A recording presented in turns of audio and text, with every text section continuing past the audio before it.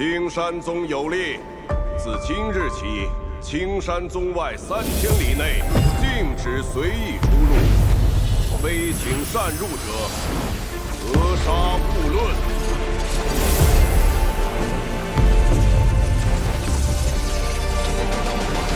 有人的地方就不太平，不太平的地方就一定有我。世间没有一顿火锅解决不了的问题，如果有，那就2顿火锅。现在这句话，在我们名都很流行，说是从朝歌传过去的，但我却觉得应该是益州。你也知道，名都那地方终年都不见阳光，潮湿阴冷，谁不喜欢吃火锅？这个男人叫殷三，你们地上的人阴天喜欢吃蘑菇第3，一个莫名其妙装腔作势，又看似极其普通的民不妖人。我现在就想吃。看到他的第一眼，我就觉得然后回去吹他有问题。这有什么错？行，这位师妹，我承认自己留下来就是想看热闹，但这可是景阳真人要飞升啊！整个修行界谁不想看？就因为这样，你就要收拾我？不至于吧？哎，打个商量，能不能麻烦你松开这东西？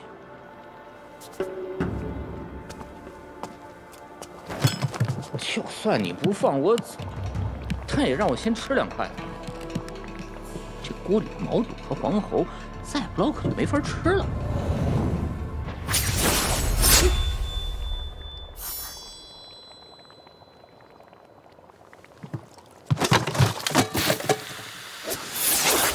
名不妖人来我青山宗招摇，死有余辜。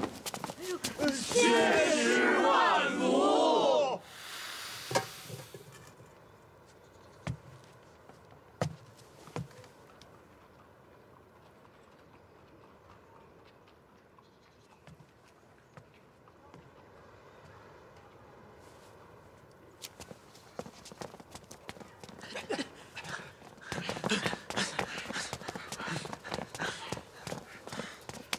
见过宗师。景阳师叔祖飞升在即，如此紧要关头，怎么还能让名不妖人在此招摇？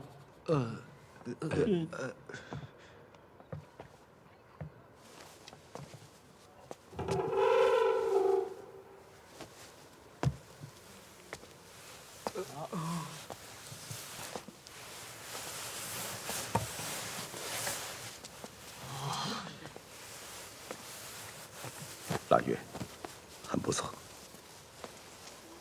你们收拾完便离开，莫扰时间太久。弟子明白。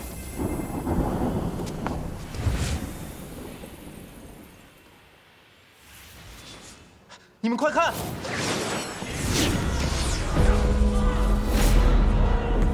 梁峰的师兄们回来了。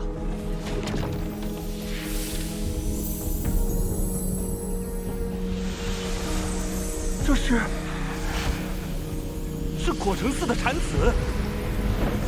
禅子也来了。那玄灵宗的老太君呢？估计一会儿也该到了。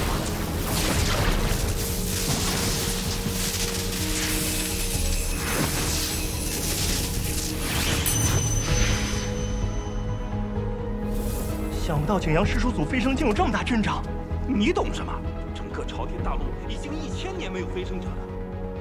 这可不光是咱们青山宗的大事，只有像景阳师叔祖这般心无外物、断情绝性的修行者，才能去往难以想象的境界吧。可这对青山宗、对朝天大陆，又有什么意义呢？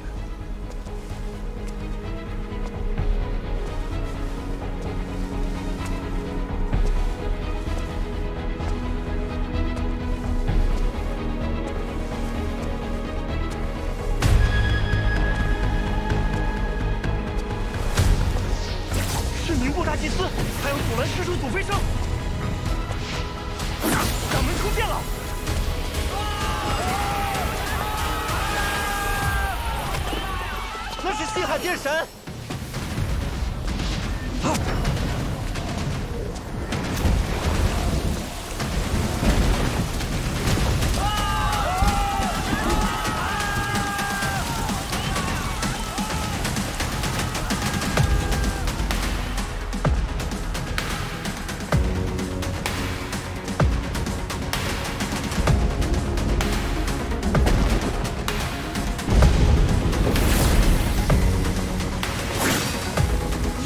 斩天！难道师叔祖要用自己的剑强行展开一条通天之路？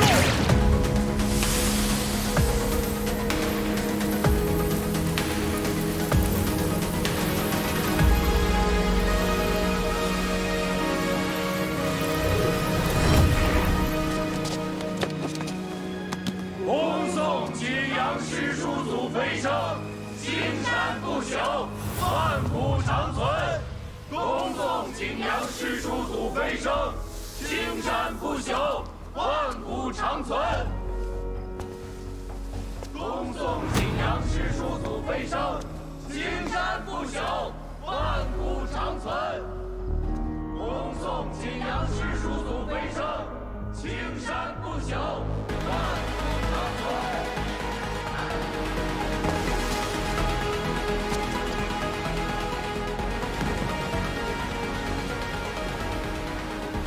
这世上每时每刻都有无数的事情发生，这无数的事情，其实都可以归为3类。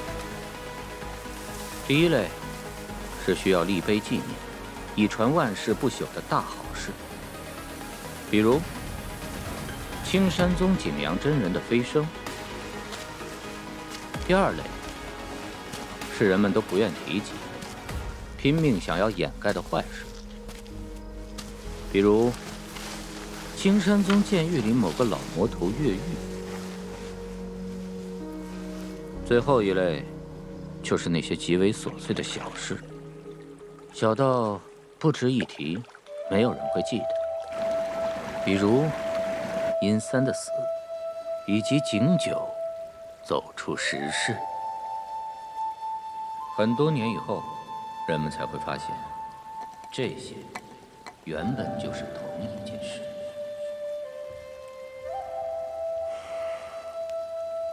真烦，有些羡慕你，可以好好休息，我却还要再忙这多年。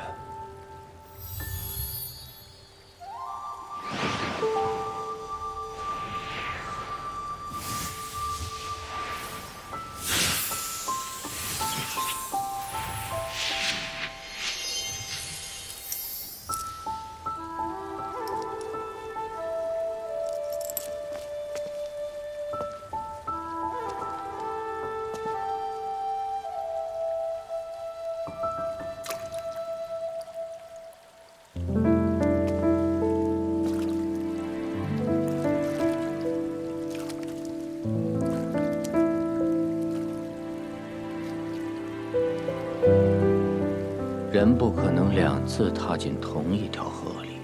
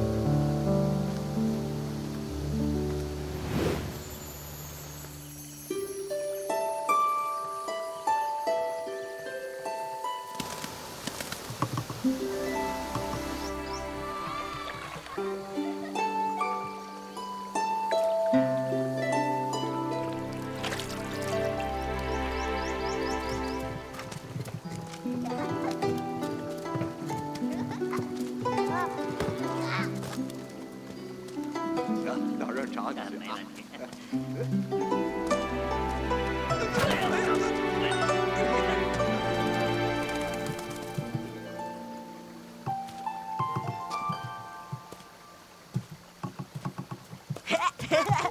抢不着，不给出来！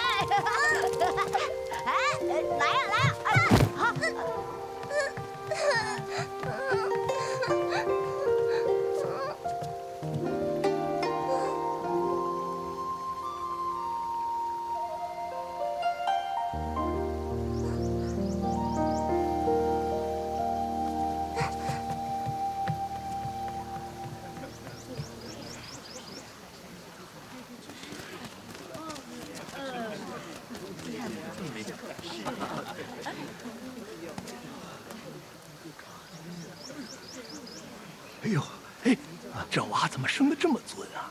他不是朝歌城里的公子吧？可不能瞎说。我看他白衣飘飘，一身仙气，莫不是仙师吧？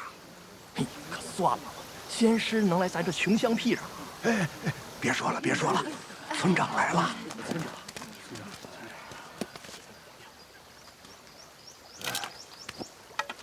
拜见仙师大人。拜见仙师大人。你们好，起来吧。仙师好，仙师好。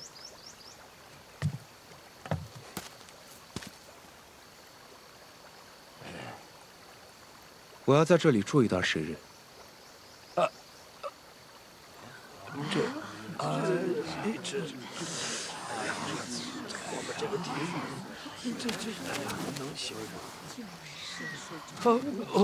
不用不用，仙师肯留下来，便是我们的福气。只是寒村贫苦，实在找不到能让仙师清修的住所呀。这。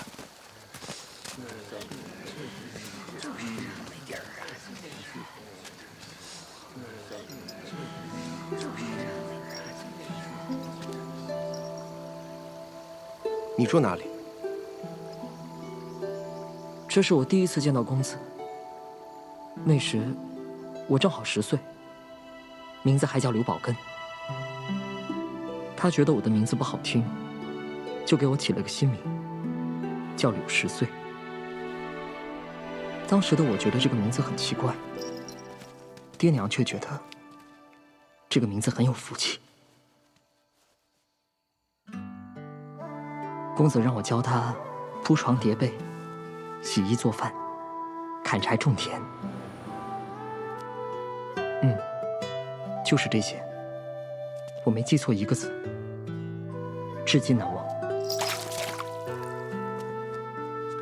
当时我真的非常惊讶，不知道为什么公子这样的人要学这些。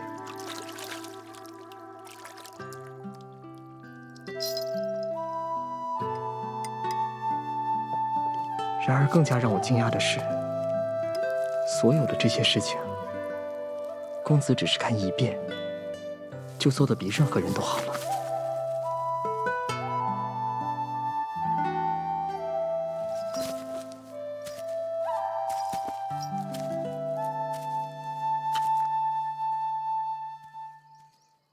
就到这里了。啊？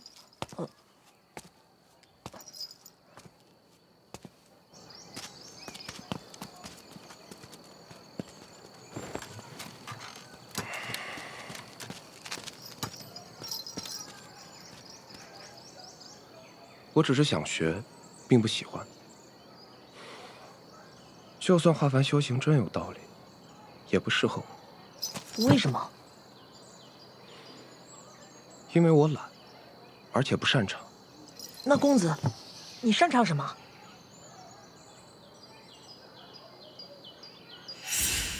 切断。难怪您切菜切得那么好。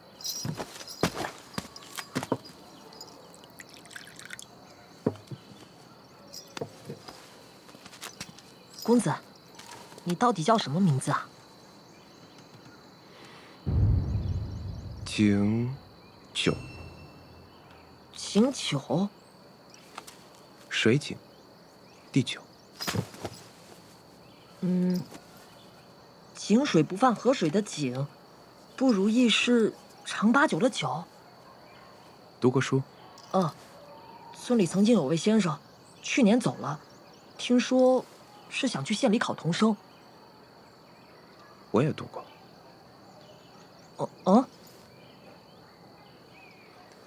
不懂就来问我。谢谢公子。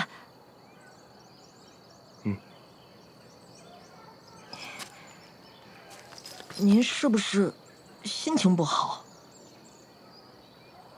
不停做同样一件事情，很难不烦。如果那件事情是吃肉的话，明天开始，换我教你吧。花开花落，不过是天地秩序的周而复始而已。日升月落，循环往复，不过如此。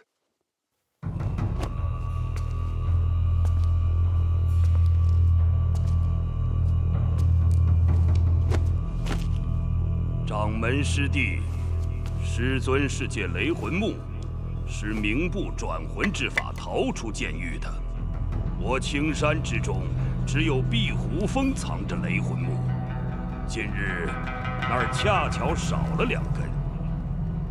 身为峰主，雷破云必定脱不了干系，但他不可能悄无声息地进入剑狱，将雷魂木交到师尊手中。所以，必有同党，得彻查。师兄，小师叔刚刚飞升，峰里又出了这等事，你若是彻查，必定人人自危。如今是多事之秋，当以大局为重。这件事就到此为止吧。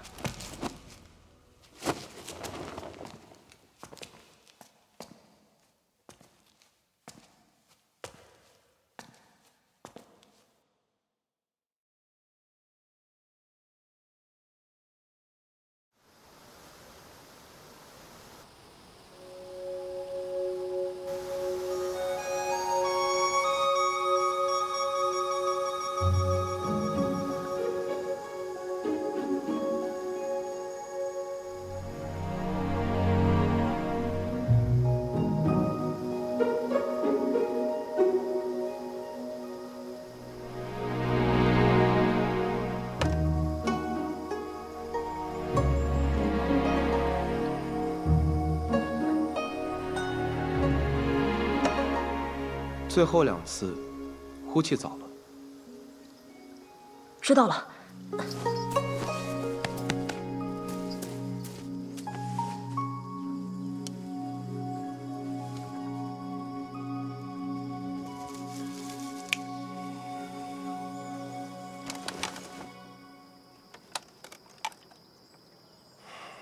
还是有些不习惯呀。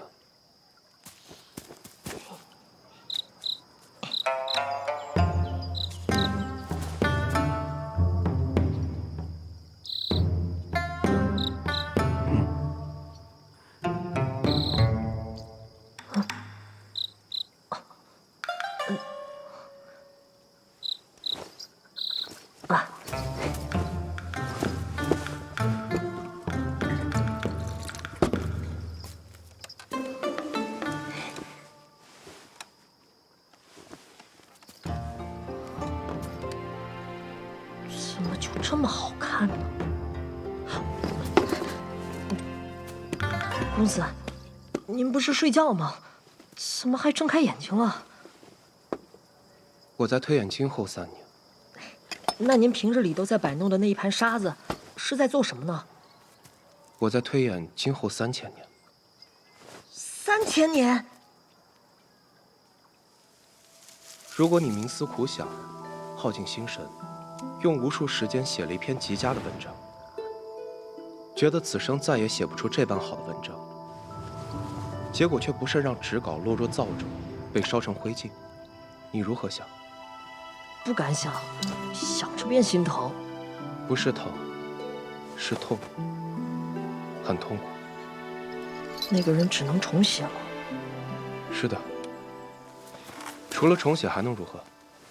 可是原来文章里的精彩词句，还有那些精妙典故都记不起来了，怎么办？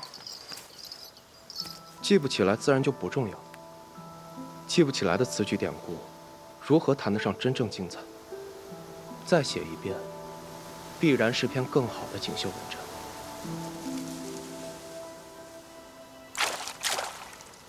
那，公子您推演出了些什么？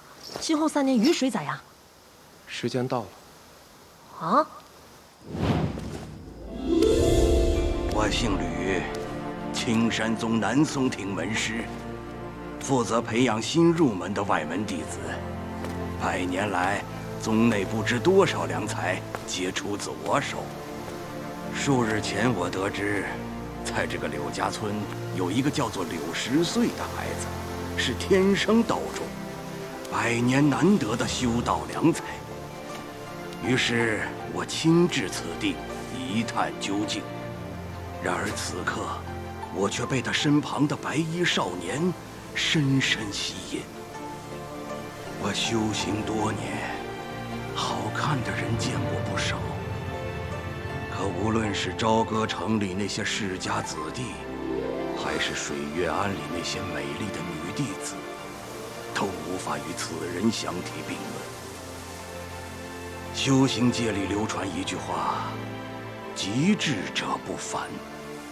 所以尽管他道心尚志，天赋不佳，我还是讲出了那句不知讲了多少遍的话。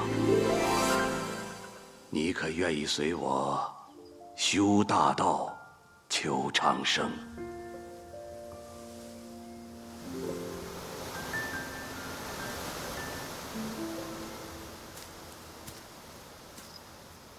难道这样就行了？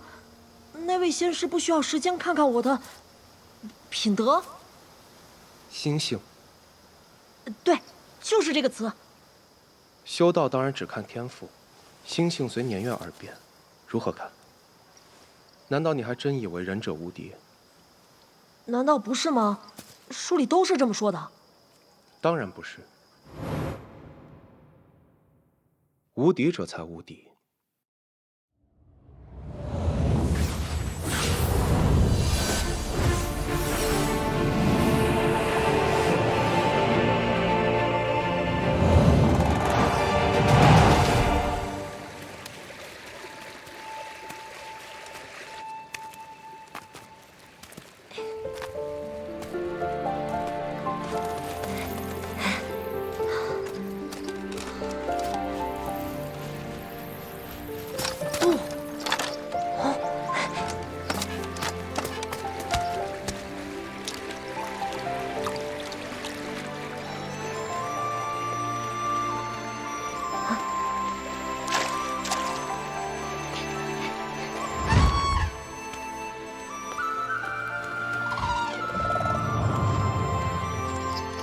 到了。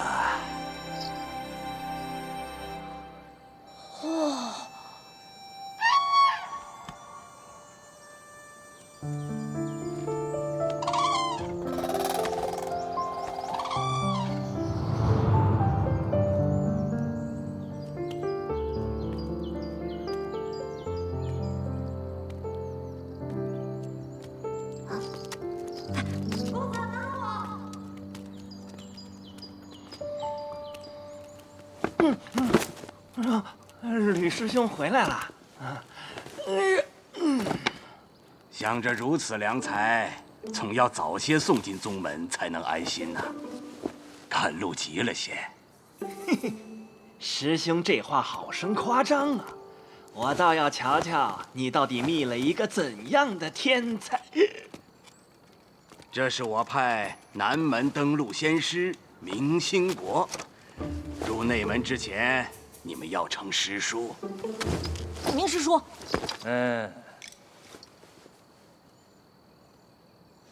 吕师兄，你今朝果然机遇不凡呐。是小的那个。不错，不错。天生道种。不错。那还愣着干什么？赶快进来啊！来。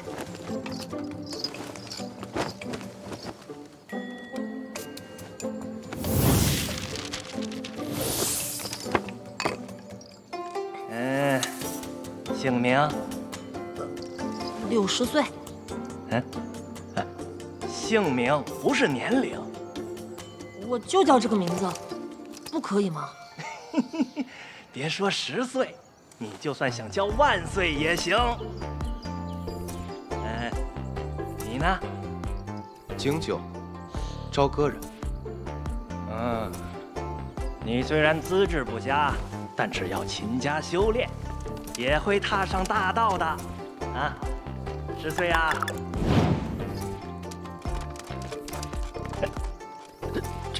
这是什么情况？他们是主仆。天生道种居然与人为仆，不管他们以前是何等关系，但一入山门，凡间事便再无意义。难道你没对他们说过？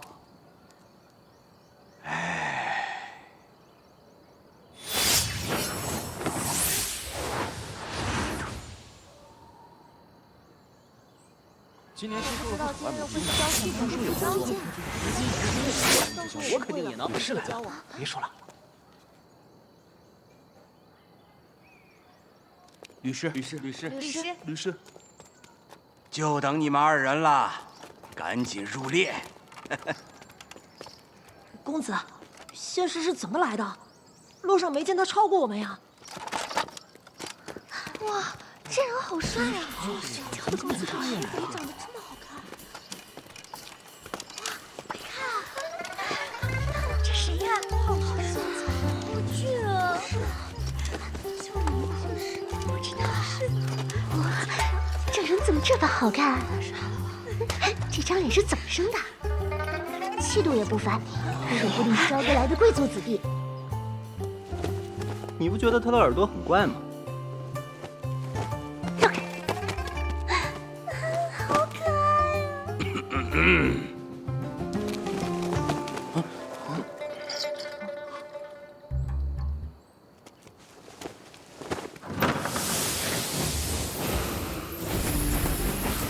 这里是入门口诀，你们要好好研习。世间修道者众，各派功法各殊，境界划分不一，本质并无区别。我青山宗大道至简，共有3层境界，分别为初境、次境、大境。初境分为2个阶段，一为有仪，2为报神。报神境圆满，可参加内门考核。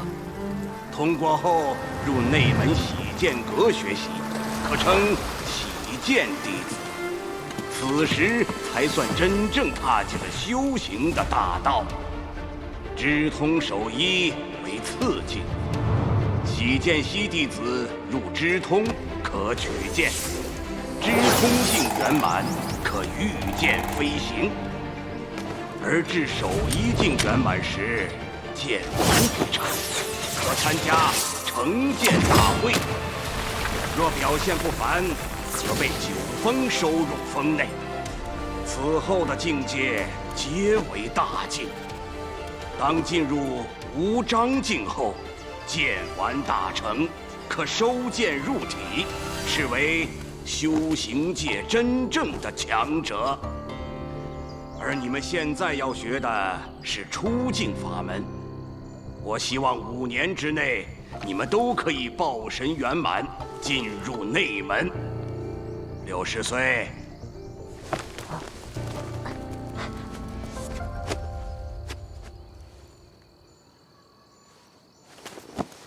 您叫我？不错，你的资质极佳。是为天生道种，更要努力修行，给我青山宗一个惊喜。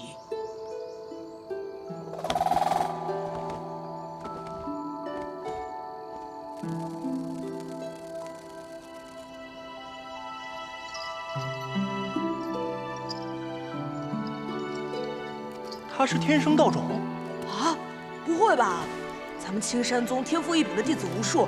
可这些年里也没出现几个天生道种啊！是啊，除了赵腊月师姐，便只有天光峰上那位，由掌门大人亲自收为关门弟子的卓师兄了。刘师弟，我叫薛勇哥，你可以叫我薛师兄。哦，对了，我们每个人都会有间小院歇息，你准备挑哪间呀？若是不怕夜袭生烦，甲4间倒是极好的选择，离剑堂近。能够时常请教仙师，而且院外种着一片正阳花，花香清幽，颇有正义敬神之效，与我等修行颇有裨益。薛师兄，谢谢了。各位师兄师姐，请让一下。公子，等等我。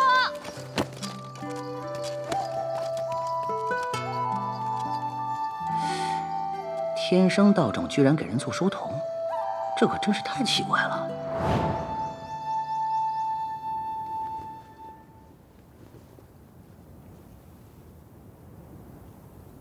转身未曾万物空，只是已经多少年。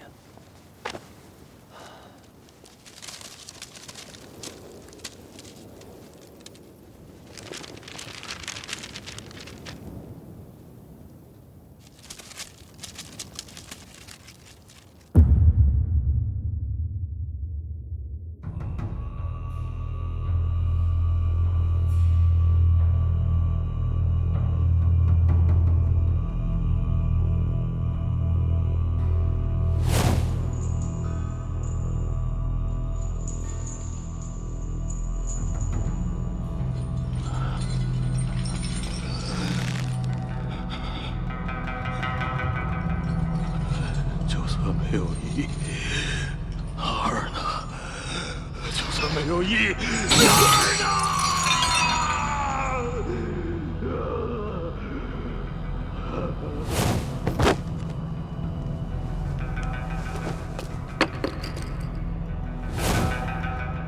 掌门师弟，你究竟是以大局为重，还是心中有鬼呀？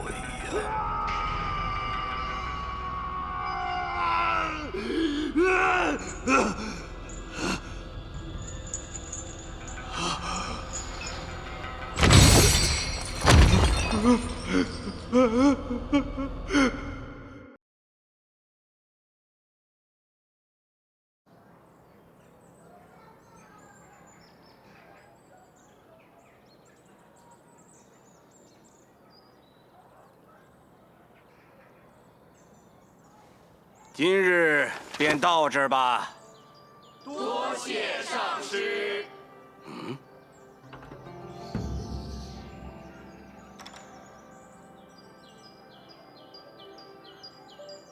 哼，又没来，真是不堪大用。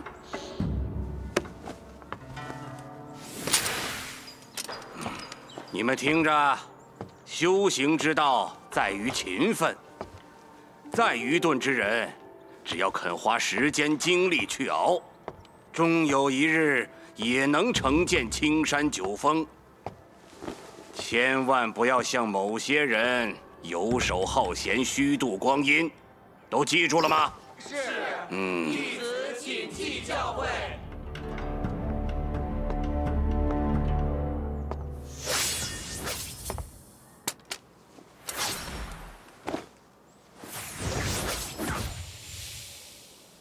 在外门有一个规矩，弟子们会将修行时遇到的问题一一列于纸上，弟子之间也会将这些问题拿出来彼此讨论。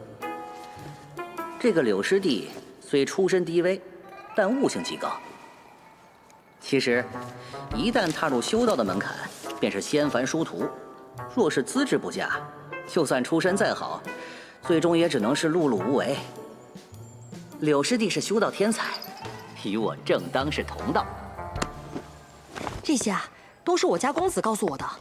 我家公子说了，天权灌顶。薛师兄，今日课上，吕师的话你也听到了吧？你听我一句劝，既然成了修道者，就该断绝尘世的牵绊。你的修行资质远在那个什么叫景九的之上。哼，你可千万别被他拖累。薛师兄，请你慎言。我家公子可是惊天伟地之才，他悟性之高，绝非我们能比。就凭那个懒鬼，我能解答出大家的问题，那也都是因为我家公子的指点。这不可能吧？他平时连院子都不出，这么懒的人能对修行有见解？景师弟的确有不凡之处，但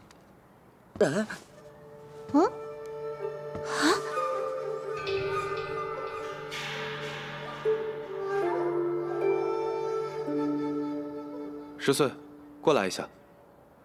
哼，过来？你以为你是谁？还把自己当少爷？你终于肯出院子了，以后会不会经常来这里啊？我不是不肯，是懒得出去。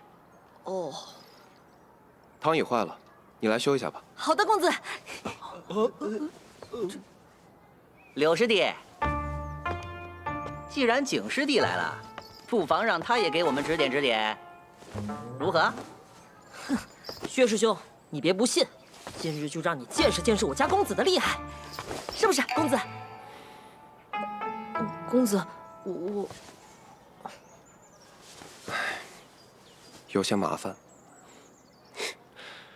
你还真是个小孩子。问题？我看你如何出丑。金师弟，这是我写的。这些都不懂。啊。灵海与剑果之间的关系，以你现在的境界，暂时不需要想太多，不然会影响到前期对真元运行的认知，产生偏差。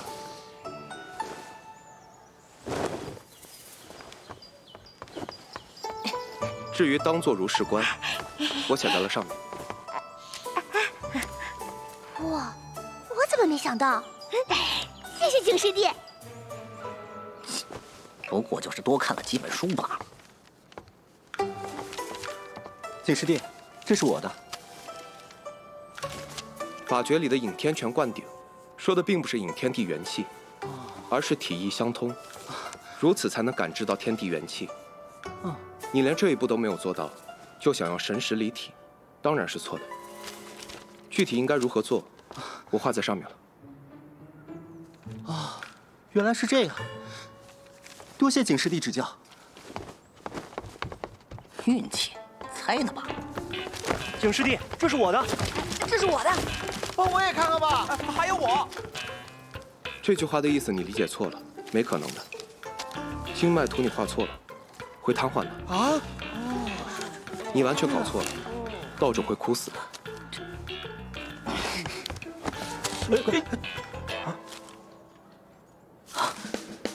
这怎么可能？薛师兄，这回还有什么话好说？你们这是在做什么？上师，上师，你又是在做什么？回上师，景师弟正在为我们解答修行的问题。拿给我看看。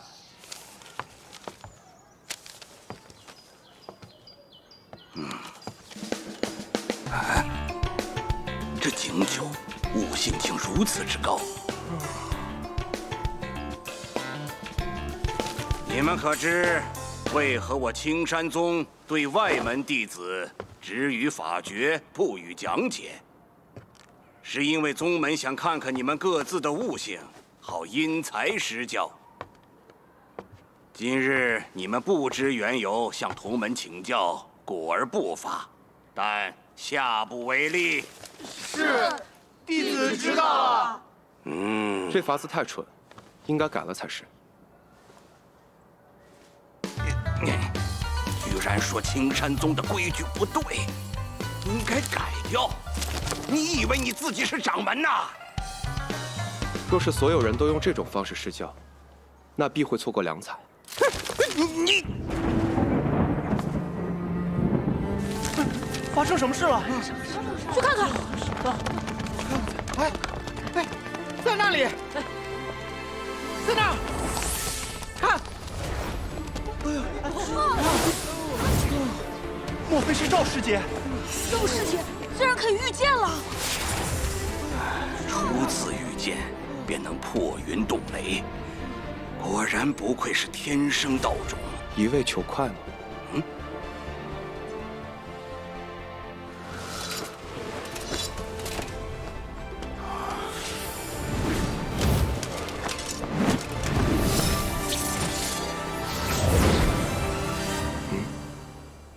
不错。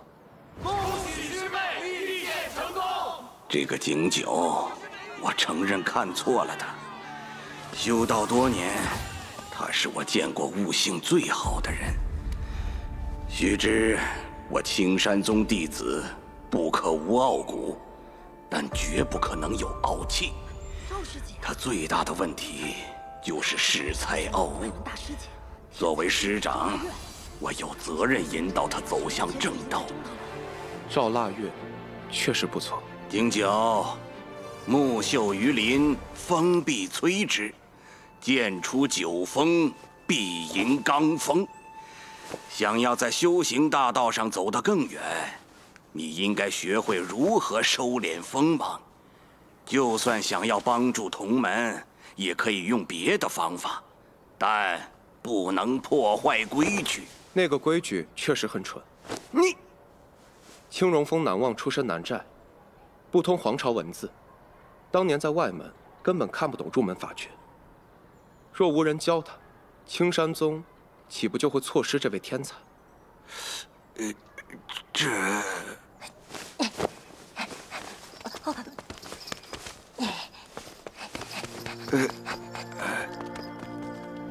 青荣峰南望峰主的身世不算秘闻，只算是轶事。但他一个外门弟子，却是如何得知？莫非景九是宗门提前布好的棋子？只是这一次落子的，究竟是哪座峰上的师伯师叔呢？接下来的1年里，景九一如既往地躺在竹椅上，没有一点想要修炼的迹象。期间，我曾在某个夜晚来到小院，本着惜才之心，想要为他在青山谋一份差事，但他似乎志不在此。自此，我彻底放弃了对他的关注，将全部心思放在了60岁的身上。时光如水，转眼便是1年。又是春意渐深时，60岁不负天生道种之名，抱神境圆满，前去参加内门考核。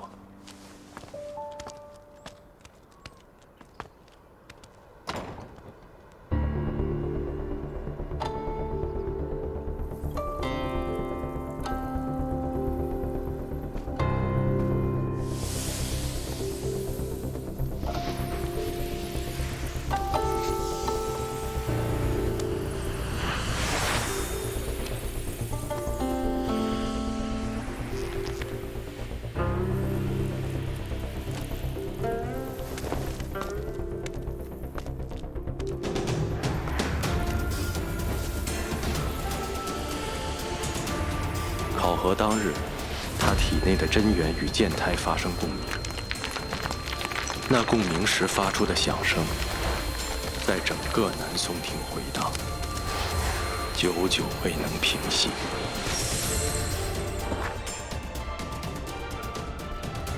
那日，他成为自赵腊月以来又一个在1年内通过内门考核的青山弟子。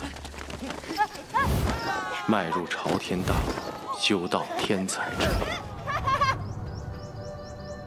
考核结束后，60岁第一时间来到景九面前。景九对他说：“大道险且漫长，少有同行到最后。你已上路，更需专心。此去经年，忘却乃自然之事，莫刻意记起，那般不美。”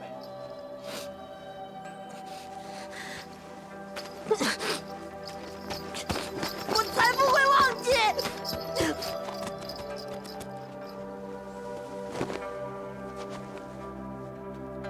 此后，60岁离开崖平，往返于群峰之间，再也没有回来。而景九依然躺在竹椅上，任世事变幻，未曾踏出小院半步。冬去春来，转眼又是1年，柳絮满天飘。这一日，景九走出了小院。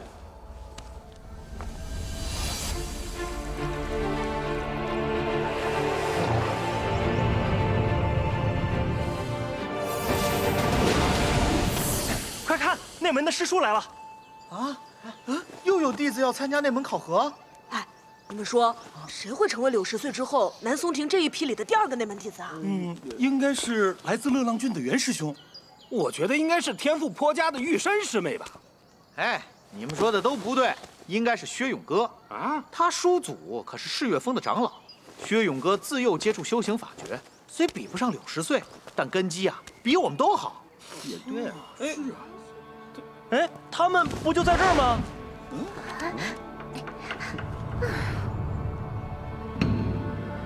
究竟是谁平日里遮掩的如此之好，竟没有半点风声？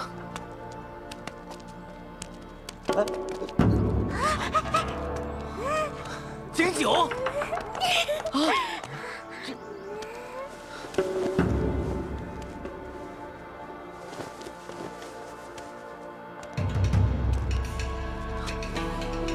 这怎么可能？他怎么可能临海已满？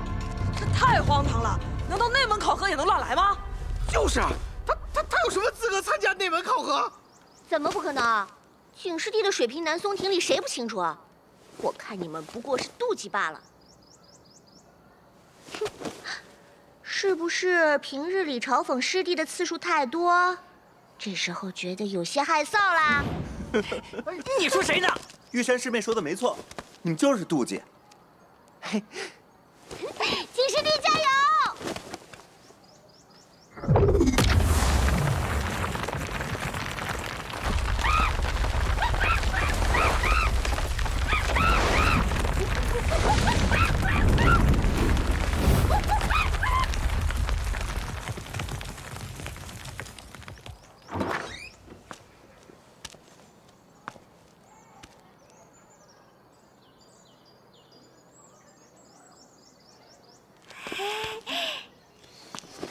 恭喜景师弟得入内门。恭喜景师弟得入内门。恭喜景师弟得入内门。呸！晦气！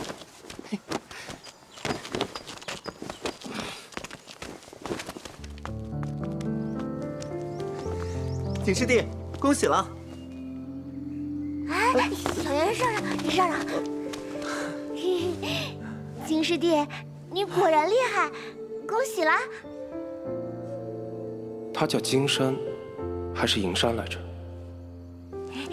景师弟啊，我还有一些修行上的问题想要问你呢，你可一定要教教我啊！哎，对，我也有一些问题想。我原以为他人缘很差呢。哈，毕竟也是个名人。不过这个景九，确实不简单呢。进入青山宗后第2年，景九报神境圆满，进入内门。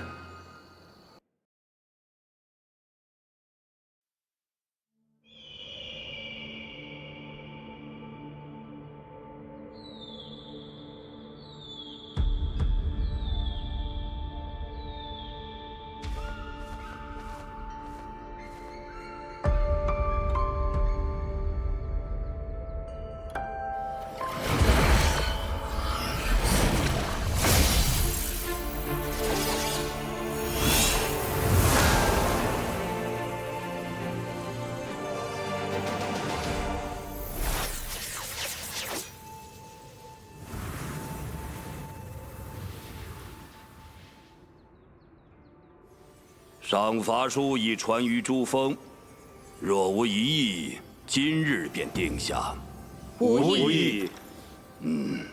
若无其他事，大师兄，且慢。师妹，还有何事？内门小楼里，小师叔的画像为何要挂上去？他是飞升，又不是死了。师妹，小师叔飞升是我青山的荣耀，把他的画像挂在小楼里供后人瞻仰，倒也合适。合适什么合适？若要激励后人，就该放在洗剑阁中，怎能将它放在死人堆里？师妹，不可妄言。我青山被称为剑道正宗，皆因青山有9峰，9峰有9剑，9剑可定天下。可小师叔飞升时带走了伏丝剑和不二剑，九剑失其二，怎么看，我青山的实力也受到了极大折损的。三师兄，能随小师叔飞升是那2柄剑的荣耀。再说了，青山有言，剑随人起。只要人足够强大，那他的剑便有资格代替不二剑和伏丝剑成为珠峰主剑。若三师兄你能达到小师叔的境界，我青山的实力怎会受损？只怕你达不到吧。够了。三师兄所说的是事实，小师妹所言也不无道理。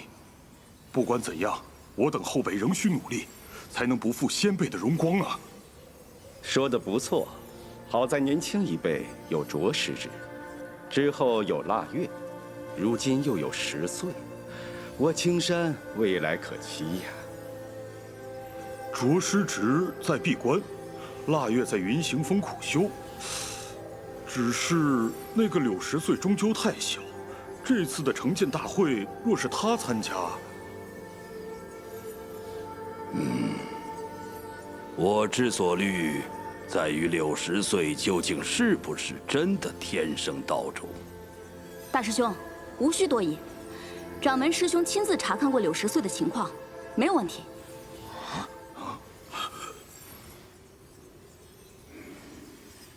何时之事？1年前。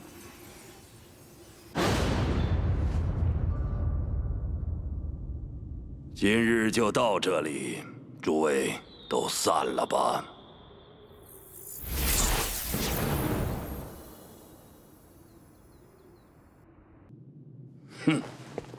我曾派人调查过这个60岁，入门之前他便学过吐息之法，玉门吐息法。天光峰的秘传，果然是掌门挑中的人。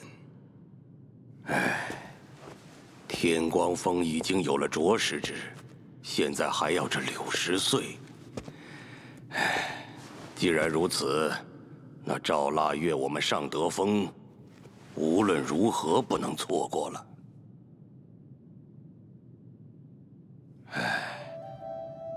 有话就说，别总是叹气。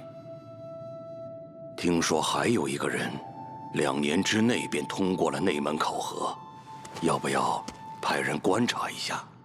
何名？景九。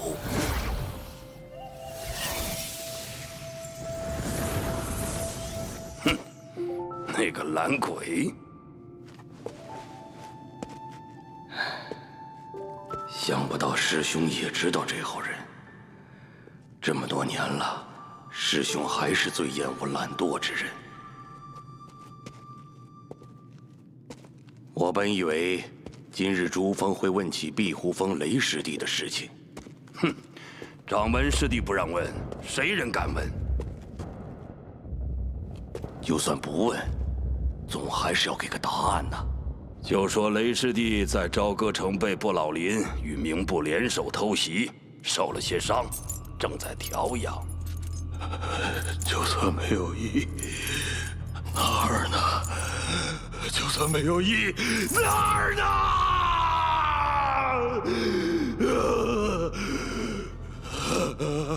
总不能一直把雷师弟就这么关着呀？为什么不能一直关着？不管他是不是真的疯了，敢对掌门出手，便有被关的道理。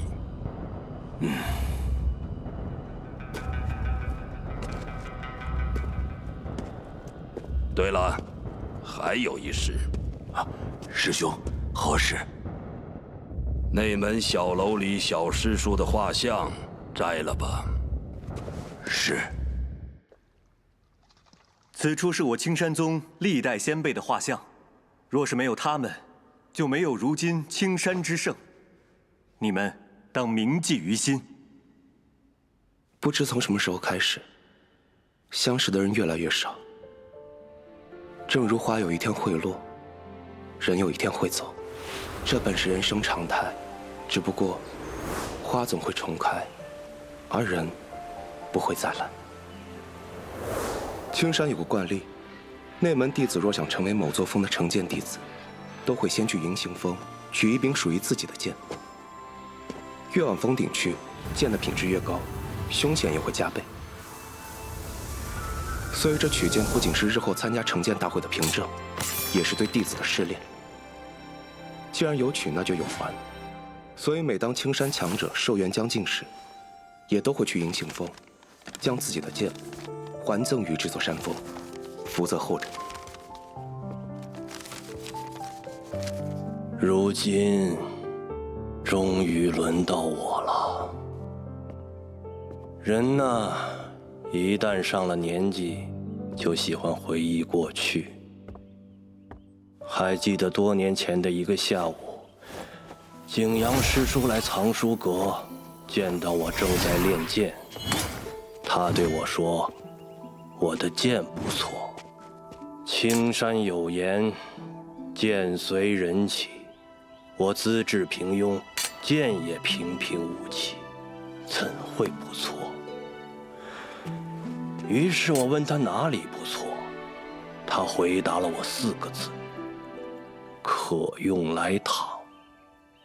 景阳师叔那是何等的人物，他说的话一定是意有所指。可我实在愚钝，始终未能理解其中的深意，索性也不再去想了。自那以后，我如往常一般在藏书阁整理典籍，这一坐竟是300年。我也从墨师弟变成了墨师叔。说来惭愧，300年来修行荒废，大道无望，而我也走到了尽头。都说大道无情，景阳师叔，您是不是早就忘了我这个天赋不佳的师侄？你的剑怎么样？不错吧？要不然，我取了。景九，不可无礼。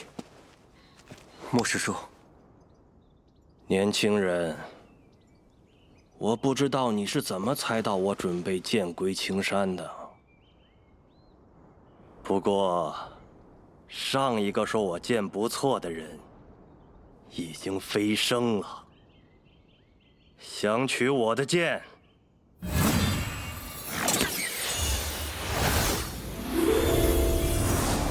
凭本事吧！恭贺莫长老剑归青山！恭贺莫长老剑归青山！恭贺莫长老剑归青山！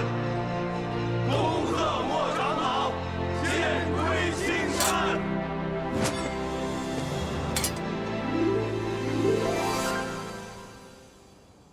你激起了莫师叔最后的骄傲。那把剑的位置离峰顶很近，所以，既然答应，就一定要做到。不然，就算你是哪座峰提前选好的弟子，我都不会让你参加成剑大会。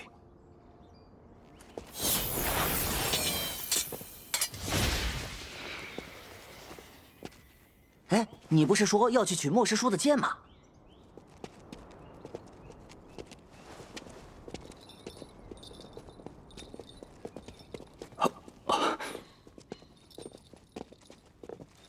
顾师兄，这是谁？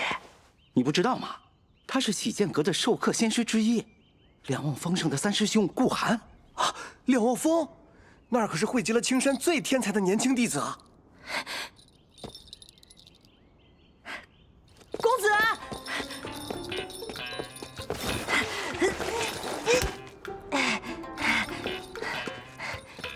公子你来了，你终于来了。柳师弟性情平时低调，我还是第一次见他这样。没错没错，真是出人意料啊！这人是谁？顾师兄，这人便是10岁平日里提起的公子。哦，原来他就是景九啊！你在做什么？顾师，这是我家。今日，你就要初次尝试御剑。我说过，任何事情都不能让你分心，自己过来领罚。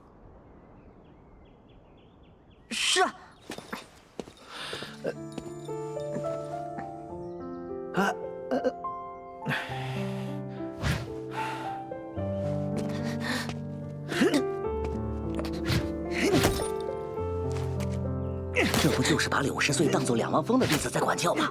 看来不管柳十岁承建哪座峰，加入两望峰是没跑的。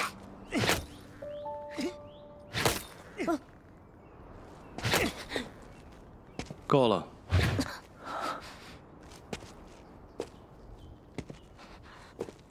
我两望峰弟子，不可以是一个仆人。你要记住这一点，不要与他继续来往。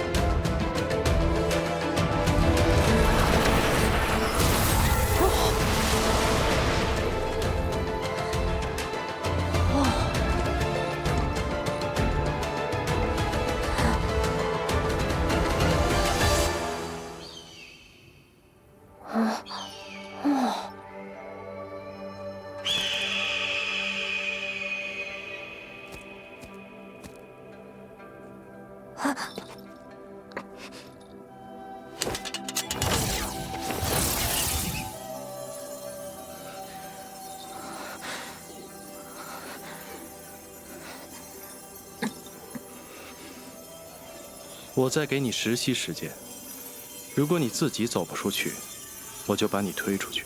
顾师，我还是要与公子见面的。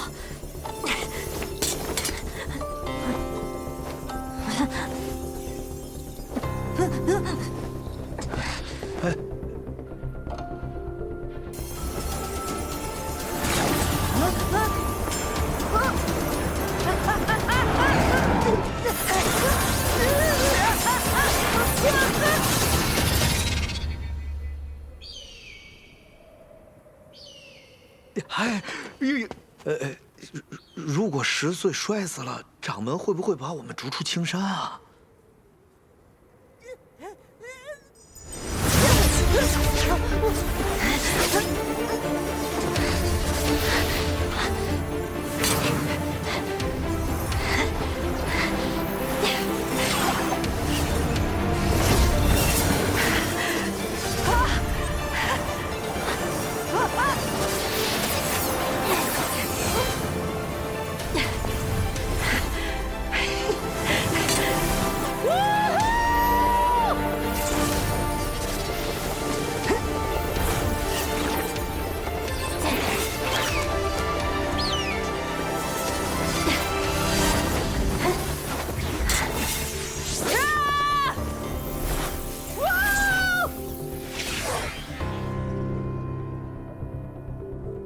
赵腊月，青山宗并不是只有你一个天生道种。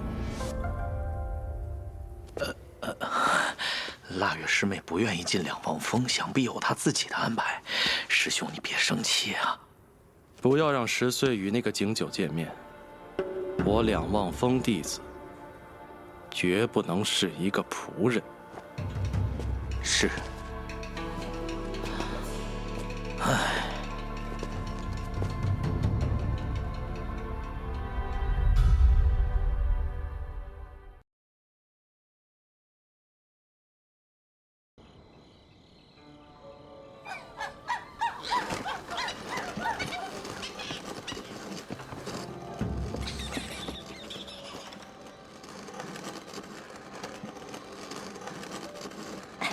公子，你不要怪顾师兄，他是好人，就是有些严格。师兄，应该叫顾师，他觉得我还可以，说会在成剑大会上召我入封，允许我私下称他为师兄。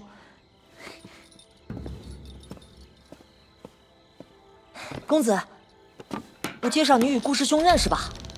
以你的天赋悟性，一定可以得到他的欣赏。到时候，我们就可以一起修行啦。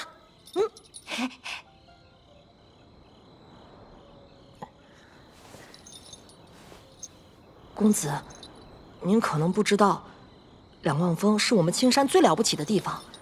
峰上全是年轻的3代弟子，没有峰主长辈。但是每座峰上的师长都会择日去两望峰上授课。这也就是说，只要是两望峰的弟子，便可以学习9峰所有的剑诀。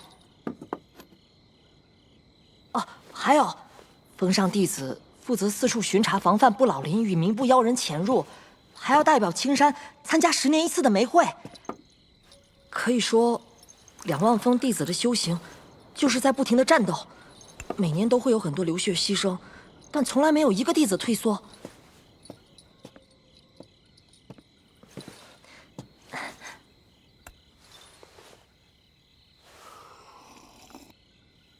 我确实不感兴趣，因为我不喜欢两望峰。啊？还有你那位顾师兄。顾师兄这么好的人，公子为何不喜欢？那两望峰呢？青山弟子怎么可以不喜欢两望峰？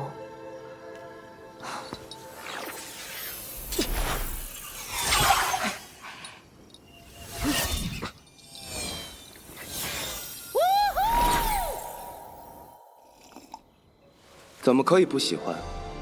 这句话本身就是错的。就像那位顾师兄，他是不是好人我不在乎，就算他是个圣人，我也可以不喜欢。此后的几日里，白天柳10岁都会在洗剑溪畔刻苦修炼，夜晚则会来到我的洞府，帮我做一些打扫之类的事。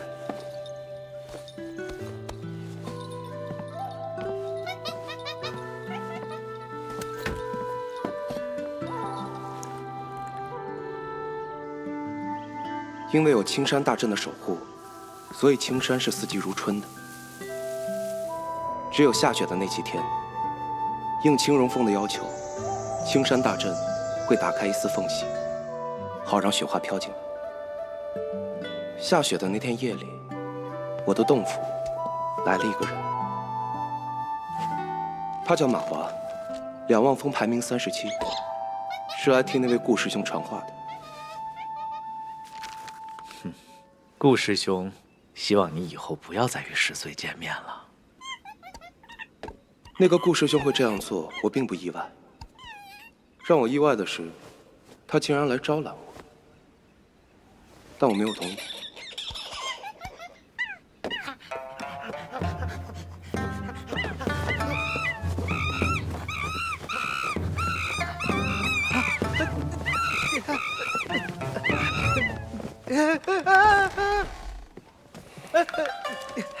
隔天夜里，柳10岁照例来我的洞府打扫。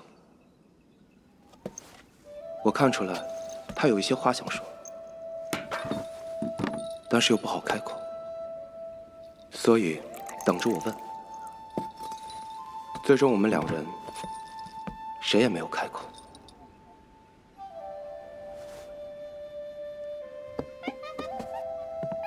我想，这大概是他最后一次来我的洞府了。之后还有几次，柳10岁来到我的洞府外，徘徊了很久，却终究没有走进来。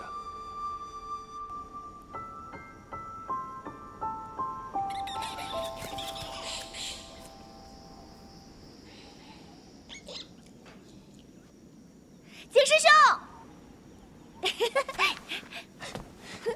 我们入内门了。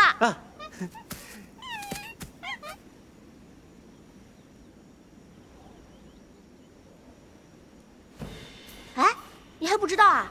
成剑大会的日期已经定好了，就在明年初春。这次的成剑大会，赵师姐可是备受期待啊。据说就连别的宗派都在议论，他会选择哪座山峰成剑呢？除了赵师姐，最受关注的就是柳师兄了。如今他剑丸已成，手艺境圆满。若是成剑成功，他将会成为有史以来第2年轻的成剑者。说得对。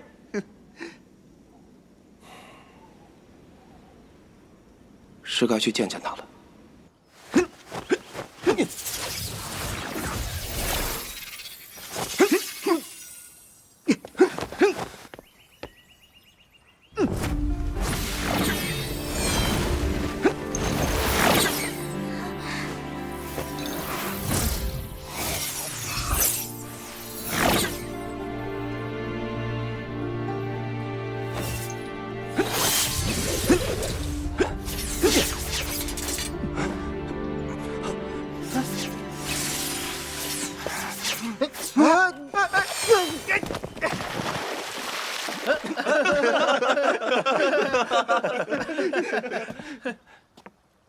那不是那个景九吗？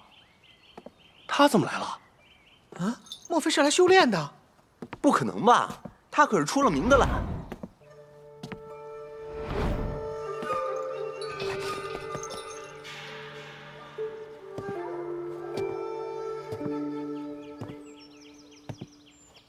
有事？不关你事。顾师，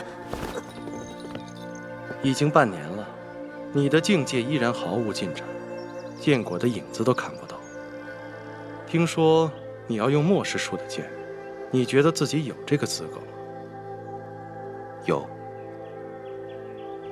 哼，凭丹药，永远也不可能踏上真正的通天大道，你就死了这条心吧。不管是谁领进门，修行都在个人。景九如何修行，确实与你无关，你不应该管他。顾师弟，景九是我课上的人，就算想管，也轮不到你吧？见过梅师叔、莫师叔，你自己决定今后如何走。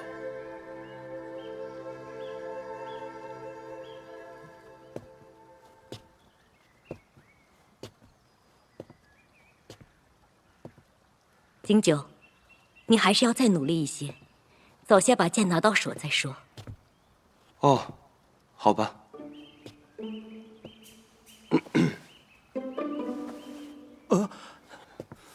师叔，青荣峰也对这个景九感兴趣。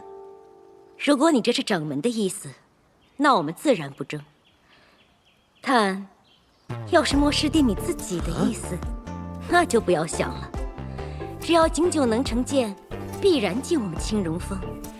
你看看那孩子生的，不进我们这儿，还能进哪儿？你滚！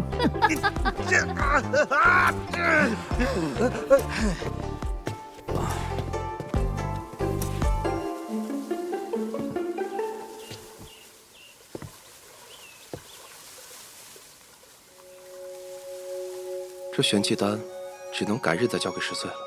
你自己决定今后如何走。有点意思。对我来说，无聊是一种罕见的情绪，有点意思同样如此。我已经很多年没有遇到过这种事情了，除了有些不习惯，还有些不喜。如果当年遇到这种事情，生出不喜，我会如何做呢？如果不喜，自然一剑杀了。当然，现在不行。那位顾师兄罪不至死，而我不是个好杀之人。更关键的是，要把对方一剑杀了，首先得有把剑。没有剑，也无法参加成剑大会。看来，真的要取一把剑了。总不能用你，而且我答应了小莫。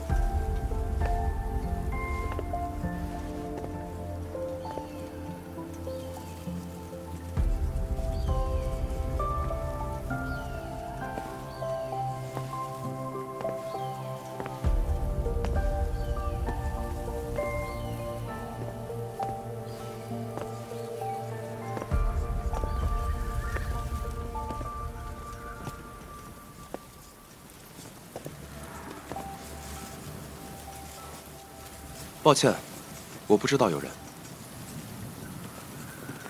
你是谁？景九。我好像听说过你。我也听说过你。你不如传闻里好看。可能是传闻太夸张。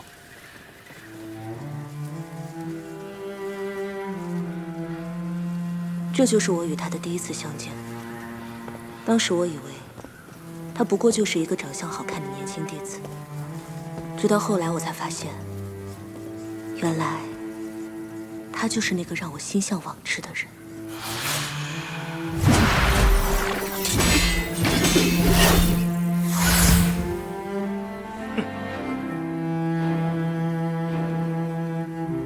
其实，在此之前，我曾多次想过与他初见时的情景，比如说成剑大会，比如说飞升仙界。因为我觉得，一个人与他生命中重要的人初次相见，就应该是记忆深刻、非同凡响的。可人生就是这样，往往越是重要的事，发生的时候就越是稀疏平常。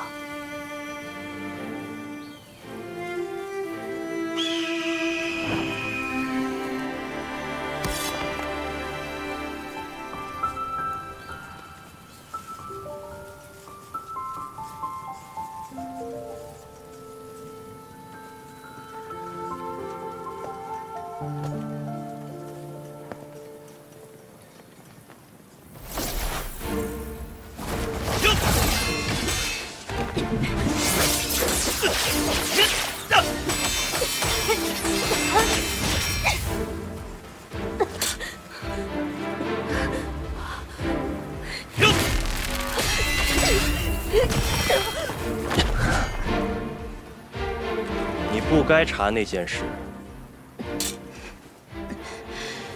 原来真的有事。当然有事，不然风主为何会发疯？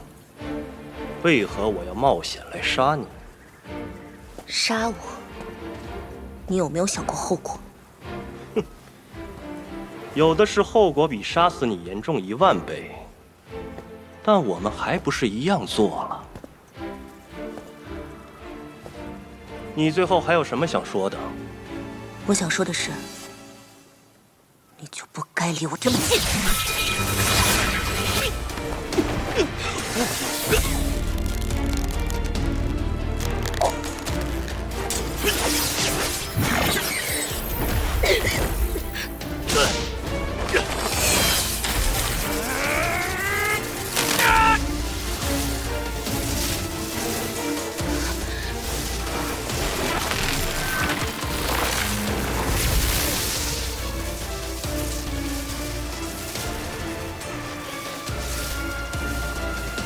死吧！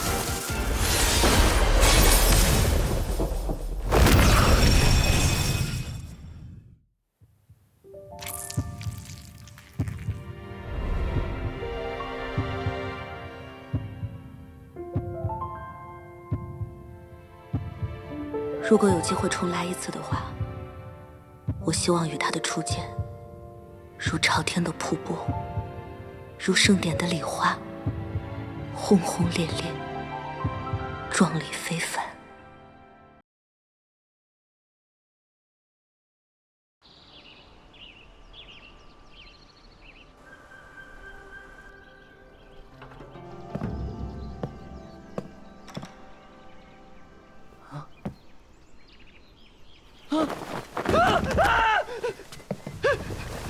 碧湖峰的祖师叔死了，尸体被发现的地方是一处溪边，据说模样很惨。据我推断，此事若是外人所做，定会惊动青山大阵，所以必是同门所为。池长老来了！池长老，池长老。然而，尽管上阁峰派出了很多执事与弟子查案，却始终找不到任何线索。我想，他们一定焦头烂额了吧？至于喜剑溪畔的弟子们，境界低微，自然牵涉不到这件事里，但多少都受了些影响，变得沉默许多。就连平日里本就话不多的柳10岁，如今也变得更加沉默了。10岁，注意气息，稳住。不错，记住，气息稳则剑亦稳，如此对敌之时，才能保证飞剑的速度与威能，一击必敌。师兄，左师叔死亡的事情，还需要您提供一些线索啊。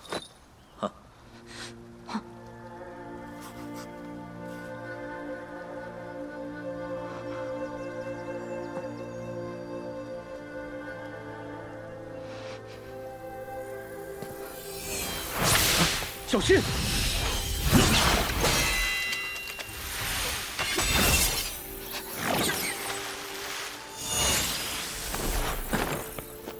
！10岁，你怎么了？是有什么事吗？师兄，我没事。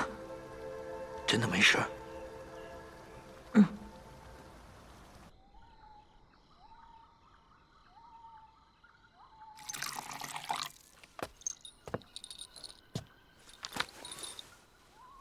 公子，前天那件事，是不是你做的？你觉得我能杀死那个人？昨天顾师兄他们说，那个死了的师叔断颈处很光滑，凶手应该是个有野境的高手，或者用的是一把绝世名剑。我记得很清楚，你说过你最擅长的就是切断。前天夜里我来了，但你不在这里。公子，你去哪里了？公子，我真的有些害怕。是的，那个人是我杀的。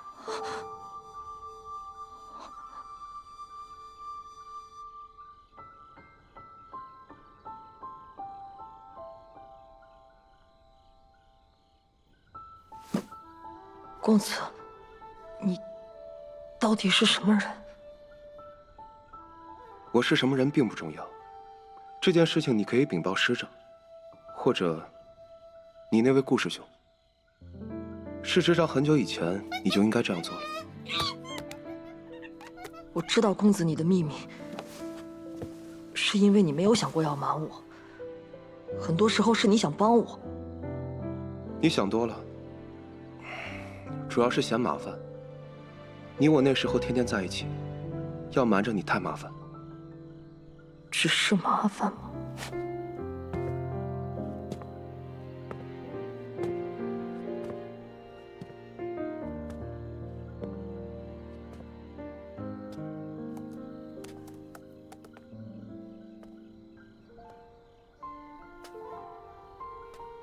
那位师叔是坏人吗？站在我的立场上，他当然是坏人。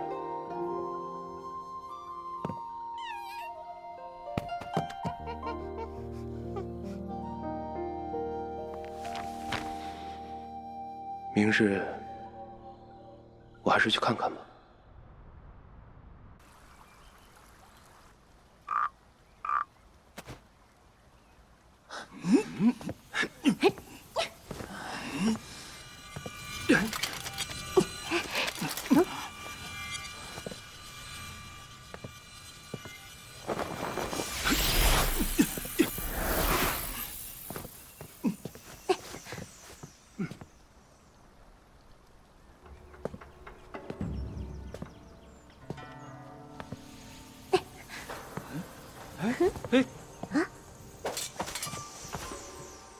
他这是要去干嘛？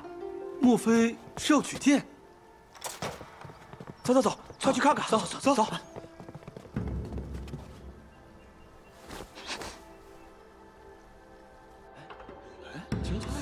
他来干什么？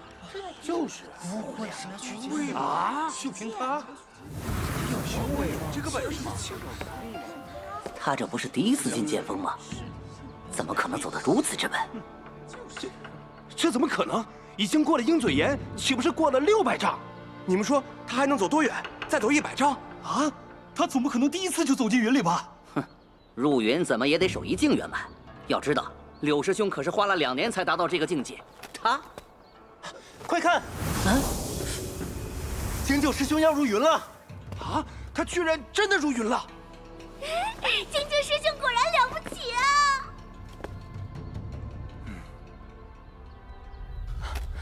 梅里师叔，抱歉。看来这个孩子，我们天光峰是一定要争了。我再说一次，你看看那孩子生的，当然要进我们青龙峰。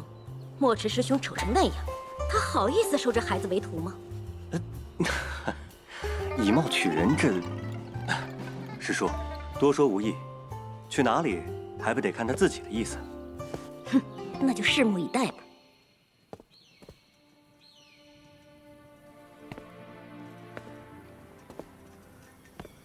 为什么尸体会被发现？你是如何知道峰下发生的事情？我自有办法。我很久没有杀人，有些忘了后续应该怎么做，而且处理尸体很麻烦。所以你就随便丢在溪边？不然，这个，你到底是谁啊？那你呢？你又是谁？我想起来了，以前我杀人也是不买的。不怕被人发现？为什么要怕？怕被人寻仇，怕麻烦。寻仇？最开始有过几次，后来就没人敢了，所以不是很麻烦。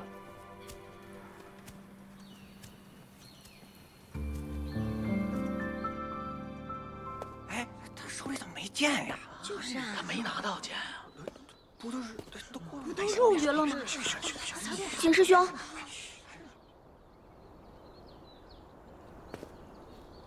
哎，景师兄没拿到剑啊！唉，太可惜了。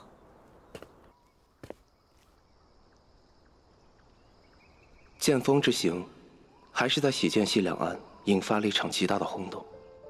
不过我并不在意。之后的日子里，没有人来问我。上德峰的人也没有忽然出现，把我带去幽冷的监狱。很明显，柳十岁没有对任何人说起，人是我杀的。而以赵腊月的聪慧，应该清楚，都有秘密的2个人应该保持距离。那么这件事情，便应该到此为止。然而，我没想到事情还是出现了一点偏差。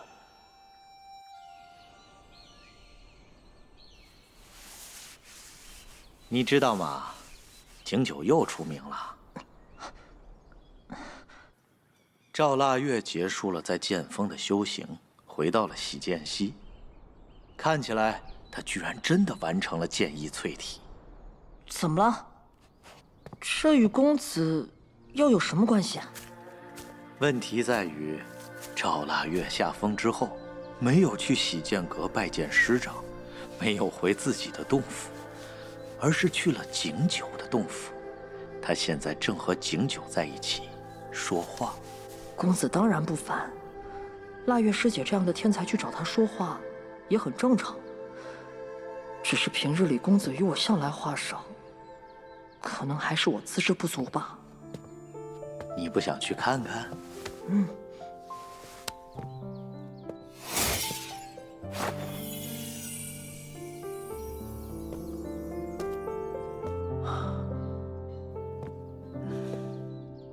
你现在还坚持认为景九是个废物？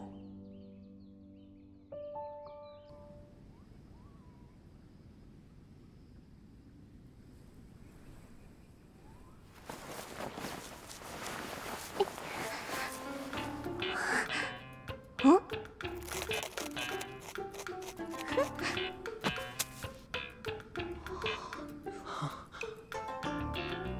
真的是赵师姐啊！你没看错？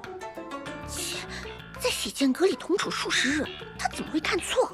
哎，快看，他真的在和景师兄说话。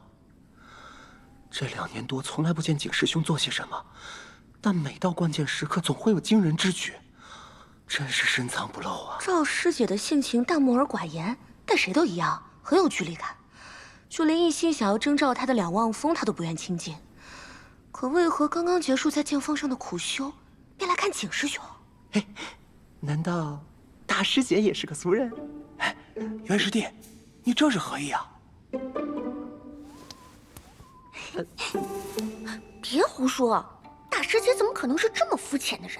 就是，玉山，好好收拾他，叫他乱说。哎呀，我错了，我错了。哼，我知道了，景九他肯定每天夜里都偷偷摸摸的休息啊，白天来睡觉，故意装成风轻云淡的样子。哼，不然怎么可能走进剑锋云里，还能与大师姐相识？在周学里这种人我见得多了，真是虚伪。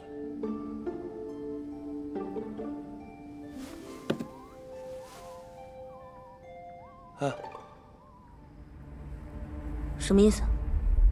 给我倒杯水。不。哦。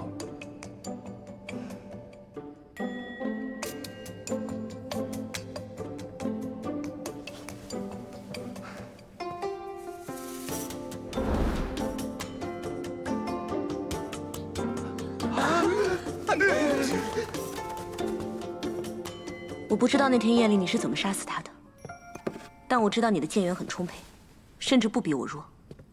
我不明白，像你这么懒的人是怎么做到的？你知道我为什么愿意来青山宗学剑？因为这里从来不管弟子如何修道，怎么修都可以。我不知道你想修什么，又想隐藏什么，但你如此这般，反而容易成为众人关注的对象。刻意隐藏，我觉得麻烦。哪怕会被人发现你的秘密，没有能够永远保守下去的秘密。囊中的尖锥也不可能永远藏拙成功。我以前有过类似的经验。太阳每天都会升起，但天空里不可能一直密布着阴云。如果你总是试图不让地面的人们看到自己的光辉，那会是一件非常困难的事情，甚至可以说是很愚蠢。你把自己比作太阳，就是一个比方。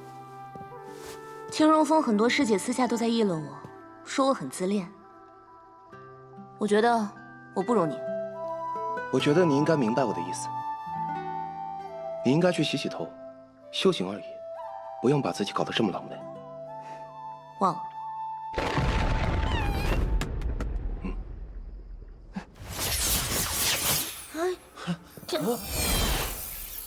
这是怎么了？发生什么事了？哪儿呢？没有你，二呢？小心！快进心剑阁！快！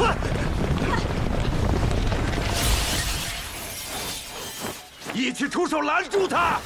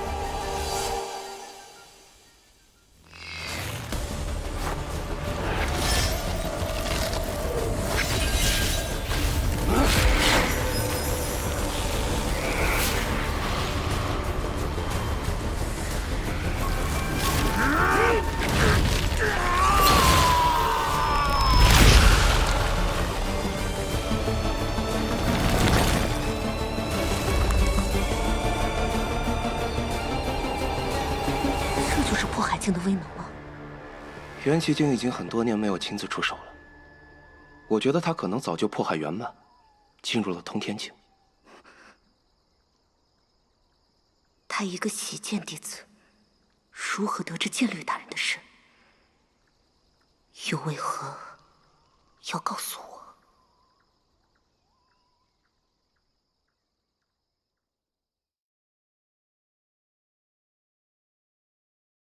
碧湖峰峰主雷破云死了，死在我的剑下。对青山而言，一个疯子死便死了，没什么影响。但碧湖峰至关重要，不可一日无主。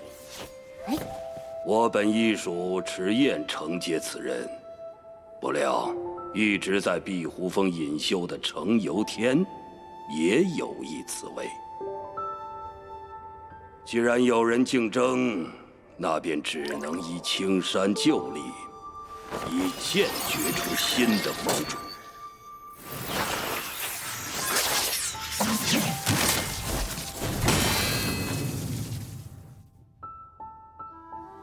最终，迟燕落败，程由天继承了峰主。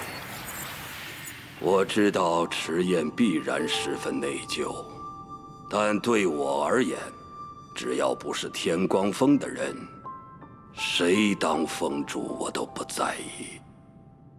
师兄，抱歉，我无妨。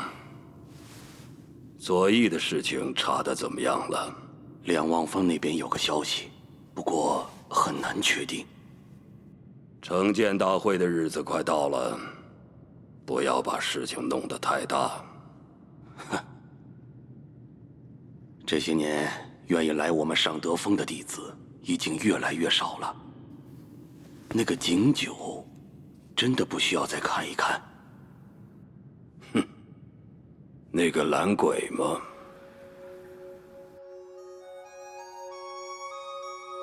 他是我见过最特别的人。出于好奇，这段时间我经常来找他。虽然这是我们第7次见面，但和往常一样，言语甚少。我平时很少与人聊天，所以一直不明白应该怎么聊。不过有一点我倒是知道，闲聊一般都需要一个话题。我是腊月生的，所以叫这个名字。城建大会的时候，你会选哪座佛？不是我选，是九峰选。像你这样的天才少女，局面自然会倒过来。天光峰为掌门所属，资源不是诸峰可比的。尚德峰为剑律元奇经所属，他是掌门的师兄，资历最老，地位超群，也不会差。青荣峰为南望所属，峰上多是女弟子，你待在那里应该更为便利。至于其他峰，要么实力较弱，要么事务繁杂，想来你也不会去。哎，你该不会直接加入两望峰吧？城建大会在即，师妹，何不来我两望峰？诸峰已然老朽，青山之未来只在于我们。你错了，青山之未来在于我，而不在于你们。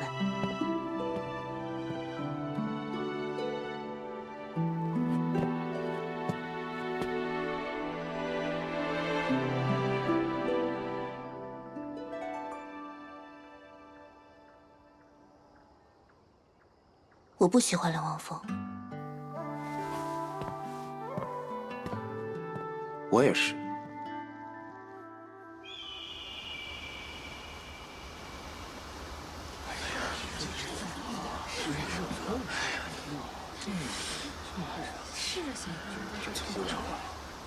到底发生什么呀？哎，对，这事儿想不到在世间降妖除魔的两望峰师兄，还有在朝歌城等地的各峰师长们都赶了回来。不仅如此，我还听说果城寺来了10余名僧人，朝歌城来了几位朝廷官员，与青山宗交好的水月庵、玄灵宗等地，更是派出了长老之类的重要人物。城建大会这么受重视的？那可不，咱们青山宗是剑道第1大宗，公认的正道领袖。城建大会虽是门内的盛会，但也足以引起各门派的注意。况且此次大会又有赵师姐、柳师兄2位天生道种参加，受到的关注只会更高。也不知道赵师姐会选哪座峰，以后我也要去他所在的峰。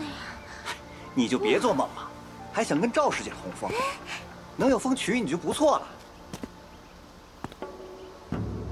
不知道今年水月庵会派谁来？来的会是他的弟子吗？金师兄，这里。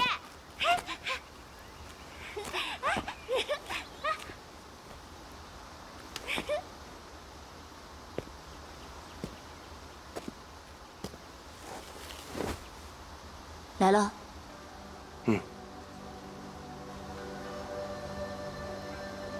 顾师兄，那家伙也来了。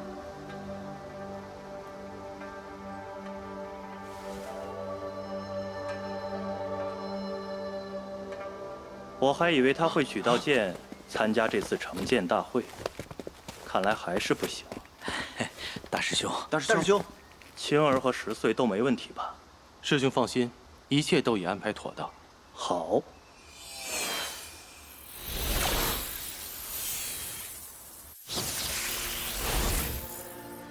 林师弟，景九报名了，剑都未取，还想成剑？他若能成剑，自然是件好事。顾师弟只是想磨砺他一番，他太过骄傲，承受适度的压力有助成长。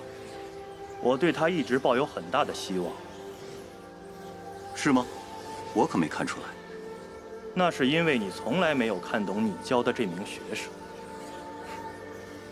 愿闻其详。所谓懒，其实是一种态度，对世间万物无爱，居高临下。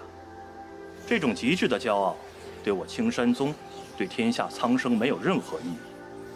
他若不能清醒地认识到这一点，便没有资格来我两望峰。这么多年了，我还是看不惯你们这种自说自话的做派。你难道就从来没有想过，他根本不想去两望峰？你们这样做，除了让他不高兴，还有什么意义？入两望峰是每个青山弟子的荣耀，他总有一天会明白这一点。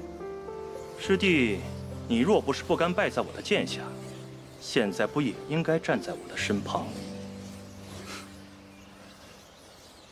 我觉得你今天可能会失望，而且是2次。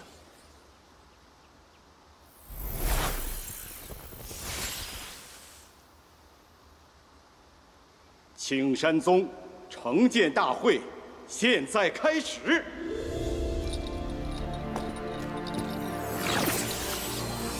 不愧是柳师兄，竟第一个上场。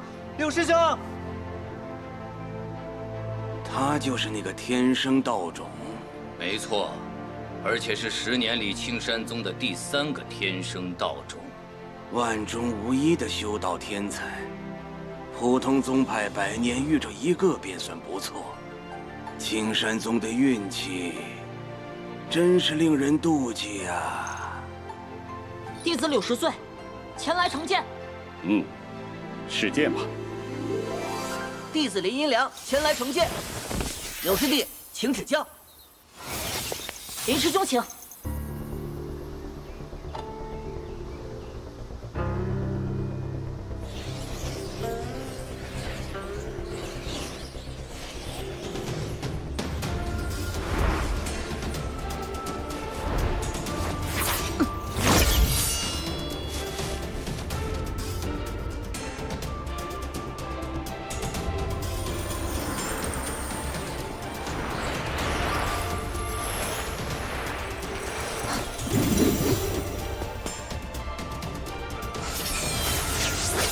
林师兄，承让了。好，不愧是天生道种，你真是厉害啊！啊？这就完了？太无聊了吧？你懂什么？青山宗乃是剑道大派，从来不讲究花俏，只在乎飞剑的速度与威能。真是一群无趣的人。换作是你，站在膝间，能避开柳10岁的剑吗？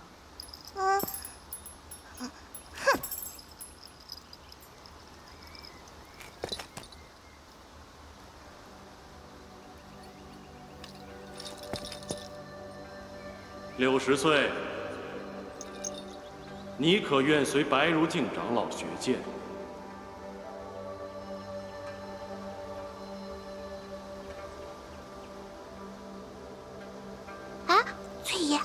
是谁的声音呀？青山宗掌门柳慈。听说他收了一个关门弟子，从此不再收徒。不过天光峰一脉的白如镜长老，也是破海上境的强者，能跟着他学剑，这是极好的机缘啊。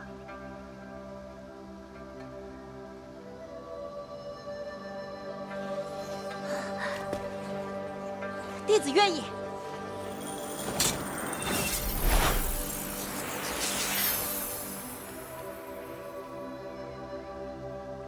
你和他之间到底发生了什么事？我不知道你还会关心这些。人都有好奇心。我也好奇，你到底准备去哪座峰？天光还是尚德？你呢？你知道我准备成剑。像你这么懒的人，怎么可能浪费时间？我也不喜欢被人盯着看，但就像你说的那样，不可能每天都有云层蔽日。太阳就在那里，谁会不去看呢？所以，该站出来的时候，总还是要站出来。你说的不错，但如果不想被人一直盯着看，其实还有一种办法。如何做？成为真正的太阳，光鲜刺眼，这样就很少有人敢直视我们。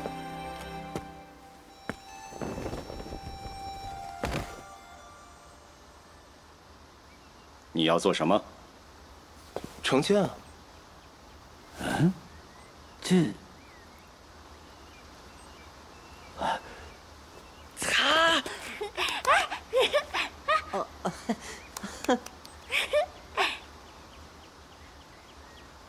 哼，这家伙连剑都没有，成个屁的剑啊！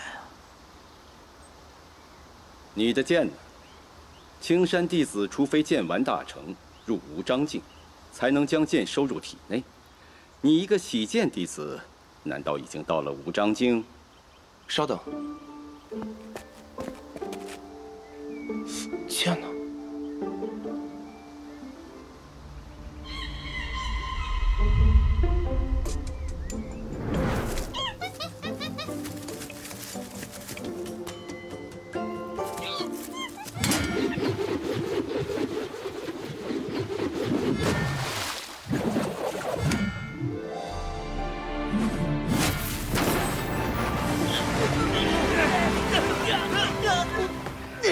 我就知道我没猜错，他肯定每天夜里躲在洞里不停的苦修，真是太会装了。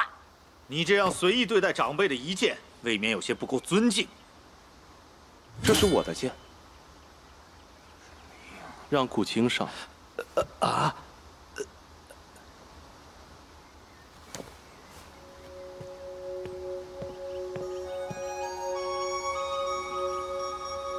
我叫顾青，过南山的剑童。顾寒是我的兄长。因为寒哥的关系，我刚一出生便被送进了两望峰，这些年一直跟随师兄学剑。有人说，在新一代的洗剑弟子里，我的境界首屈一指；也有人说，我甚至可能比赵腊月更强。原本寒哥安排我对战赵腊月，挫一挫他的锐气，却临时改了主意，让我对战眼前这个人。在此之前，我从来没有见过他，只听说他是青山最懒的弟子。其实我有一点不明白，对付一个守一境，为何要我一个成一境的人出战？不过这既然是寒哥的决定，我也只能从命。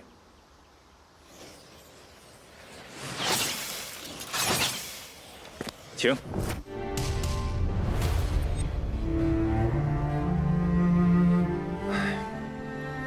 按我的设想，我的剑会停在他的眼前，与眉心只有数寸的距离，然后我会平静地说声承让，胜负就此分出。然而，这个画面却并没有出现。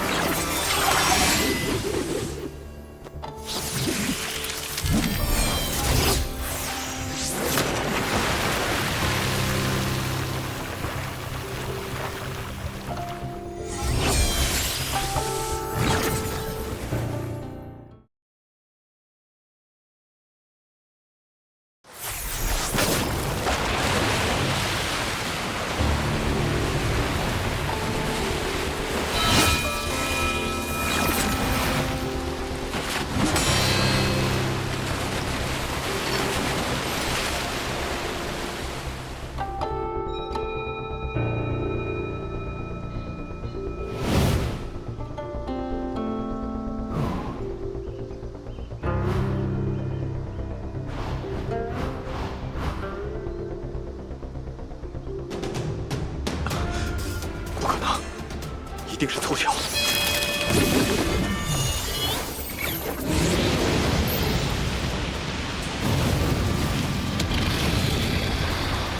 六龙剑诀，一个习剑弟子竟会九峰的真剑，两王峰过线了。青儿，你资质不差，但较赵腊月还是差那么一点。师兄，我……但也并非没有办法，请师兄指教。师兄，这是世月峰的真剑呐！六龙剑诀，刚猛如火，其中的心诀，正好可以弥补你剑势薄弱的问题。多谢师兄栽培。切记，只修行心法，不可在众人面前使用剑诀。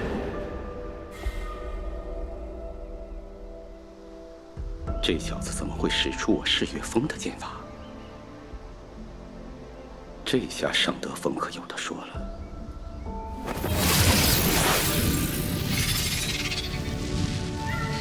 哼，麻烦。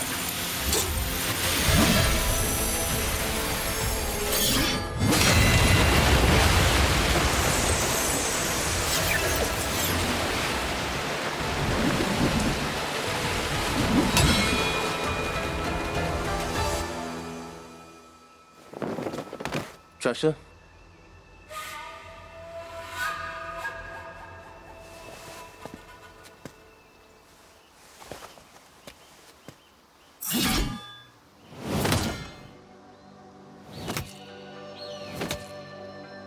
够了！你是想要羞辱我两望峰吗？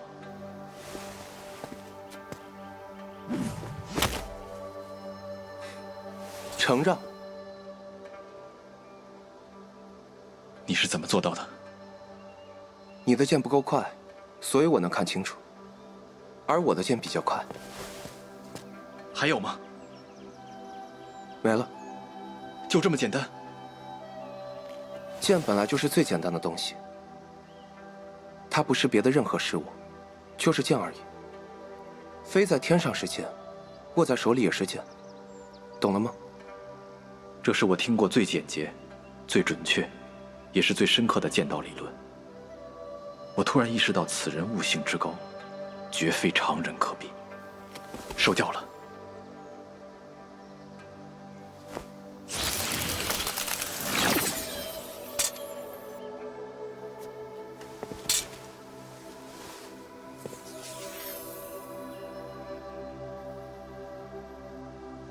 他是在给你出气。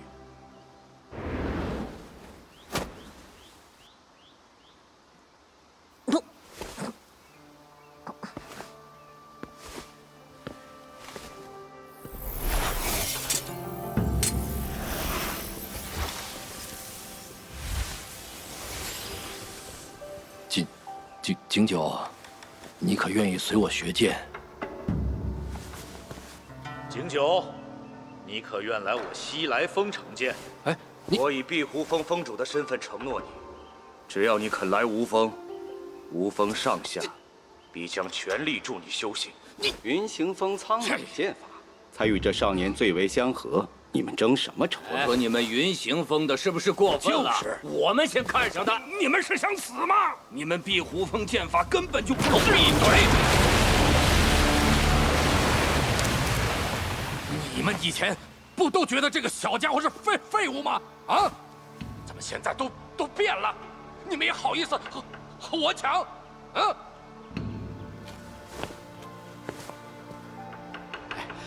景九，你知道我和这些家伙不一样啊！我可是一直都很看好你的。哼，我可没有什么不好意思，我早就发过话，景九只能是我们青荣峰的。你们谁要和我抢，休怪我不客气。我看中这孩子的时候，莫师兄，你还不知道他是谁。师妹，此言差矣。2年前，听闻南松亭外门出了位智识过人、学识渊博的弟子，当时我便令人传话吕师侄，问那名弟子愿不愿来我世月峰。景九，你可还记得此事？师兄，你那时候是要他去你峰下做个执事，哪里是这个景九仅靠一双肉眼便能捕捉到飞剑的痕迹，而且此子的剑源必定非常充沛，能以难以想象的速度挥动剑身，如此才能准确地击中顾青的飞剑，可谓剑道天才呀！也难怪这青山九峰，除了没封主的两望峰外，其他诸峰都来抢人了。3个天生道种，如今又来了个剑道天才，这青山宗真是羡煞旁人呢。啊，翠姨，除去两望峰，不该是8位长老吗？怎么才7位啊？你有所不知，这青山九峰之中，有座孤峰名神墨，峰上只有1个人，正是前不久飞升仙界的景阳真人。可那又如何啊？这景阳真人从不收徒，没有成见弟子，所以呀，自他飞升后，这神墨峰就封禁了。当初景师兄在南松亭的时候就不一般。是啊，我还受过他的指点呢。小圆，景师兄果然不凡哎！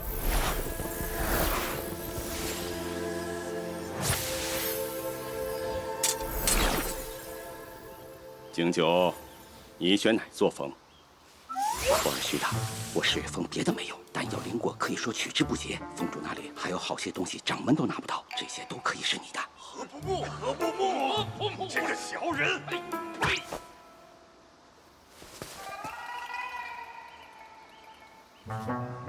我要再想想。可以，但在成剑大会结束之前，你必须做出决定。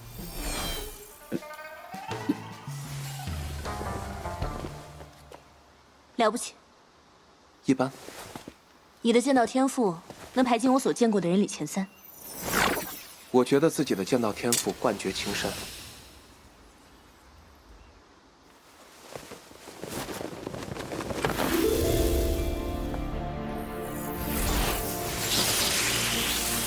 弟子赵腊月，前来成剑。你就不用看了。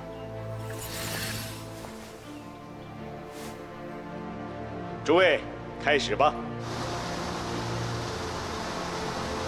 你是我青山的未来，遇着庸师只会误了你的修行。还是我来吧。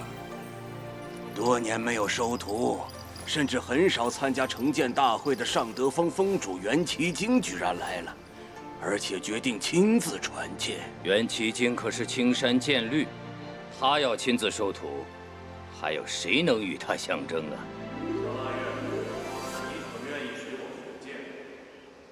掌门师弟，前些年不是已经收卓如岁为关门弟子了吗？难道要破例？腊月受青山的累，遇到庸师只会误了他的修行，还是我来吧。让他自己选便好。月儿，你且冷静些，怎么选都行，不要怕。怎么选都可以。不错，没有任何人能够阻止你。神墨峰。什么？你说什么？我说，我要成剑神墨峰。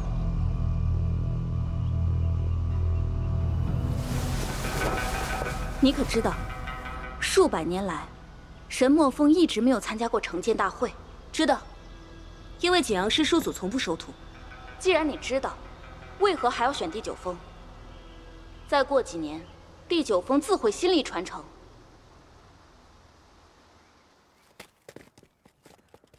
我从未见过师叔祖，我只知道当年师叔祖路过朝歌城的时候，遇着了娘亲。当时我还在他的腹中，便被师叔祖指为了成剑弟子。自那不久，我便出生了，然后我开始修行。修行是件非常苦的事情，单调而枯燥，而且往往伴随着精神与肉体上的双重痛苦。来到青山后，我更是勤奋的无法形容。用孟师当初的话说，我刻苦的根本不像一个天才。豆蔻年华，我在云行峰顶一坐便是3年，蓬头垢面，满身灰土，为的是什么？因为我不想看到一座新的什么峰，我要为神墨峰再续传承。你为何要这样做？因为我本来就是景阳师叔祖选中的承线弟子。原来是这样。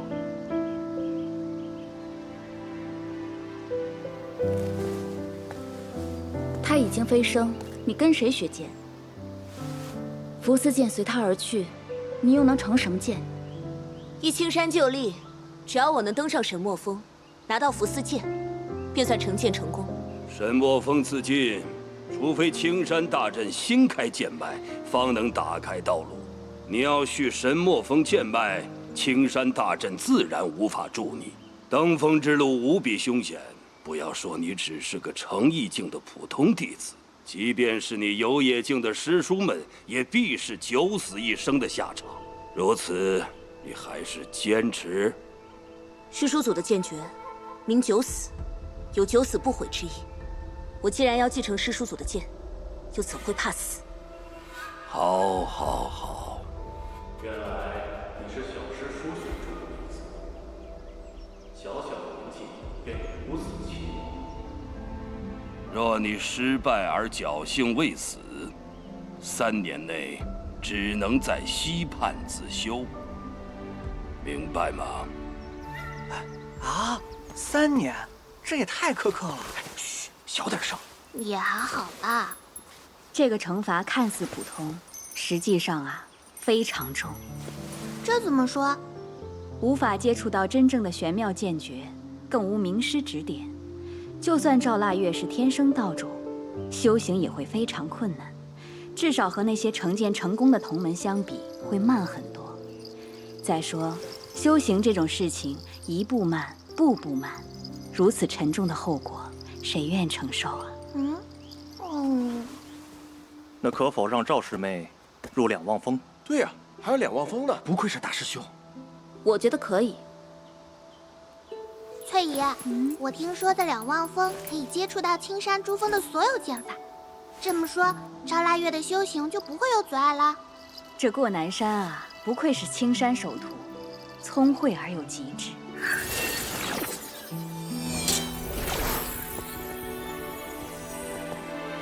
你就这么想上那座山？你想好了吗？想好了，我也选神墨峰。他怎么也选神墨峰？今天这是怎么了？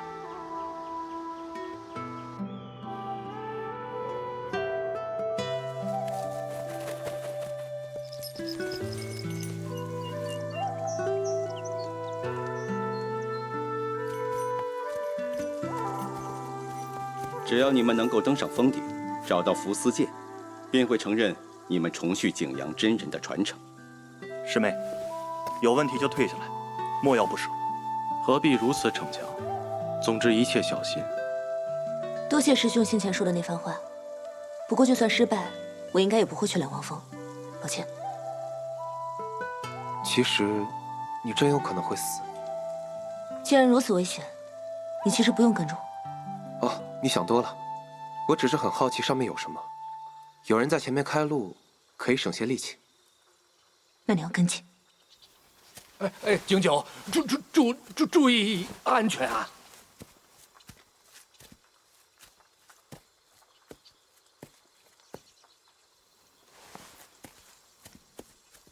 哼，这才有意思嘛！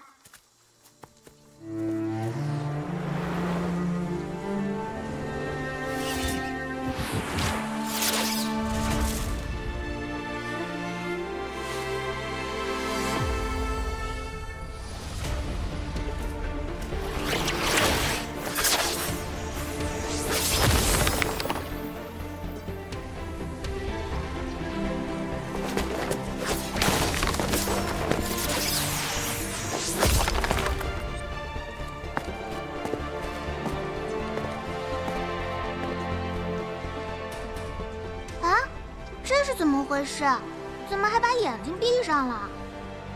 用颜悦耳无法判断剑意在何处，也就无法找到剑阵的规律，所以他干脆闭上眼睛，只用剑识感受剑意。这当然极为冒险。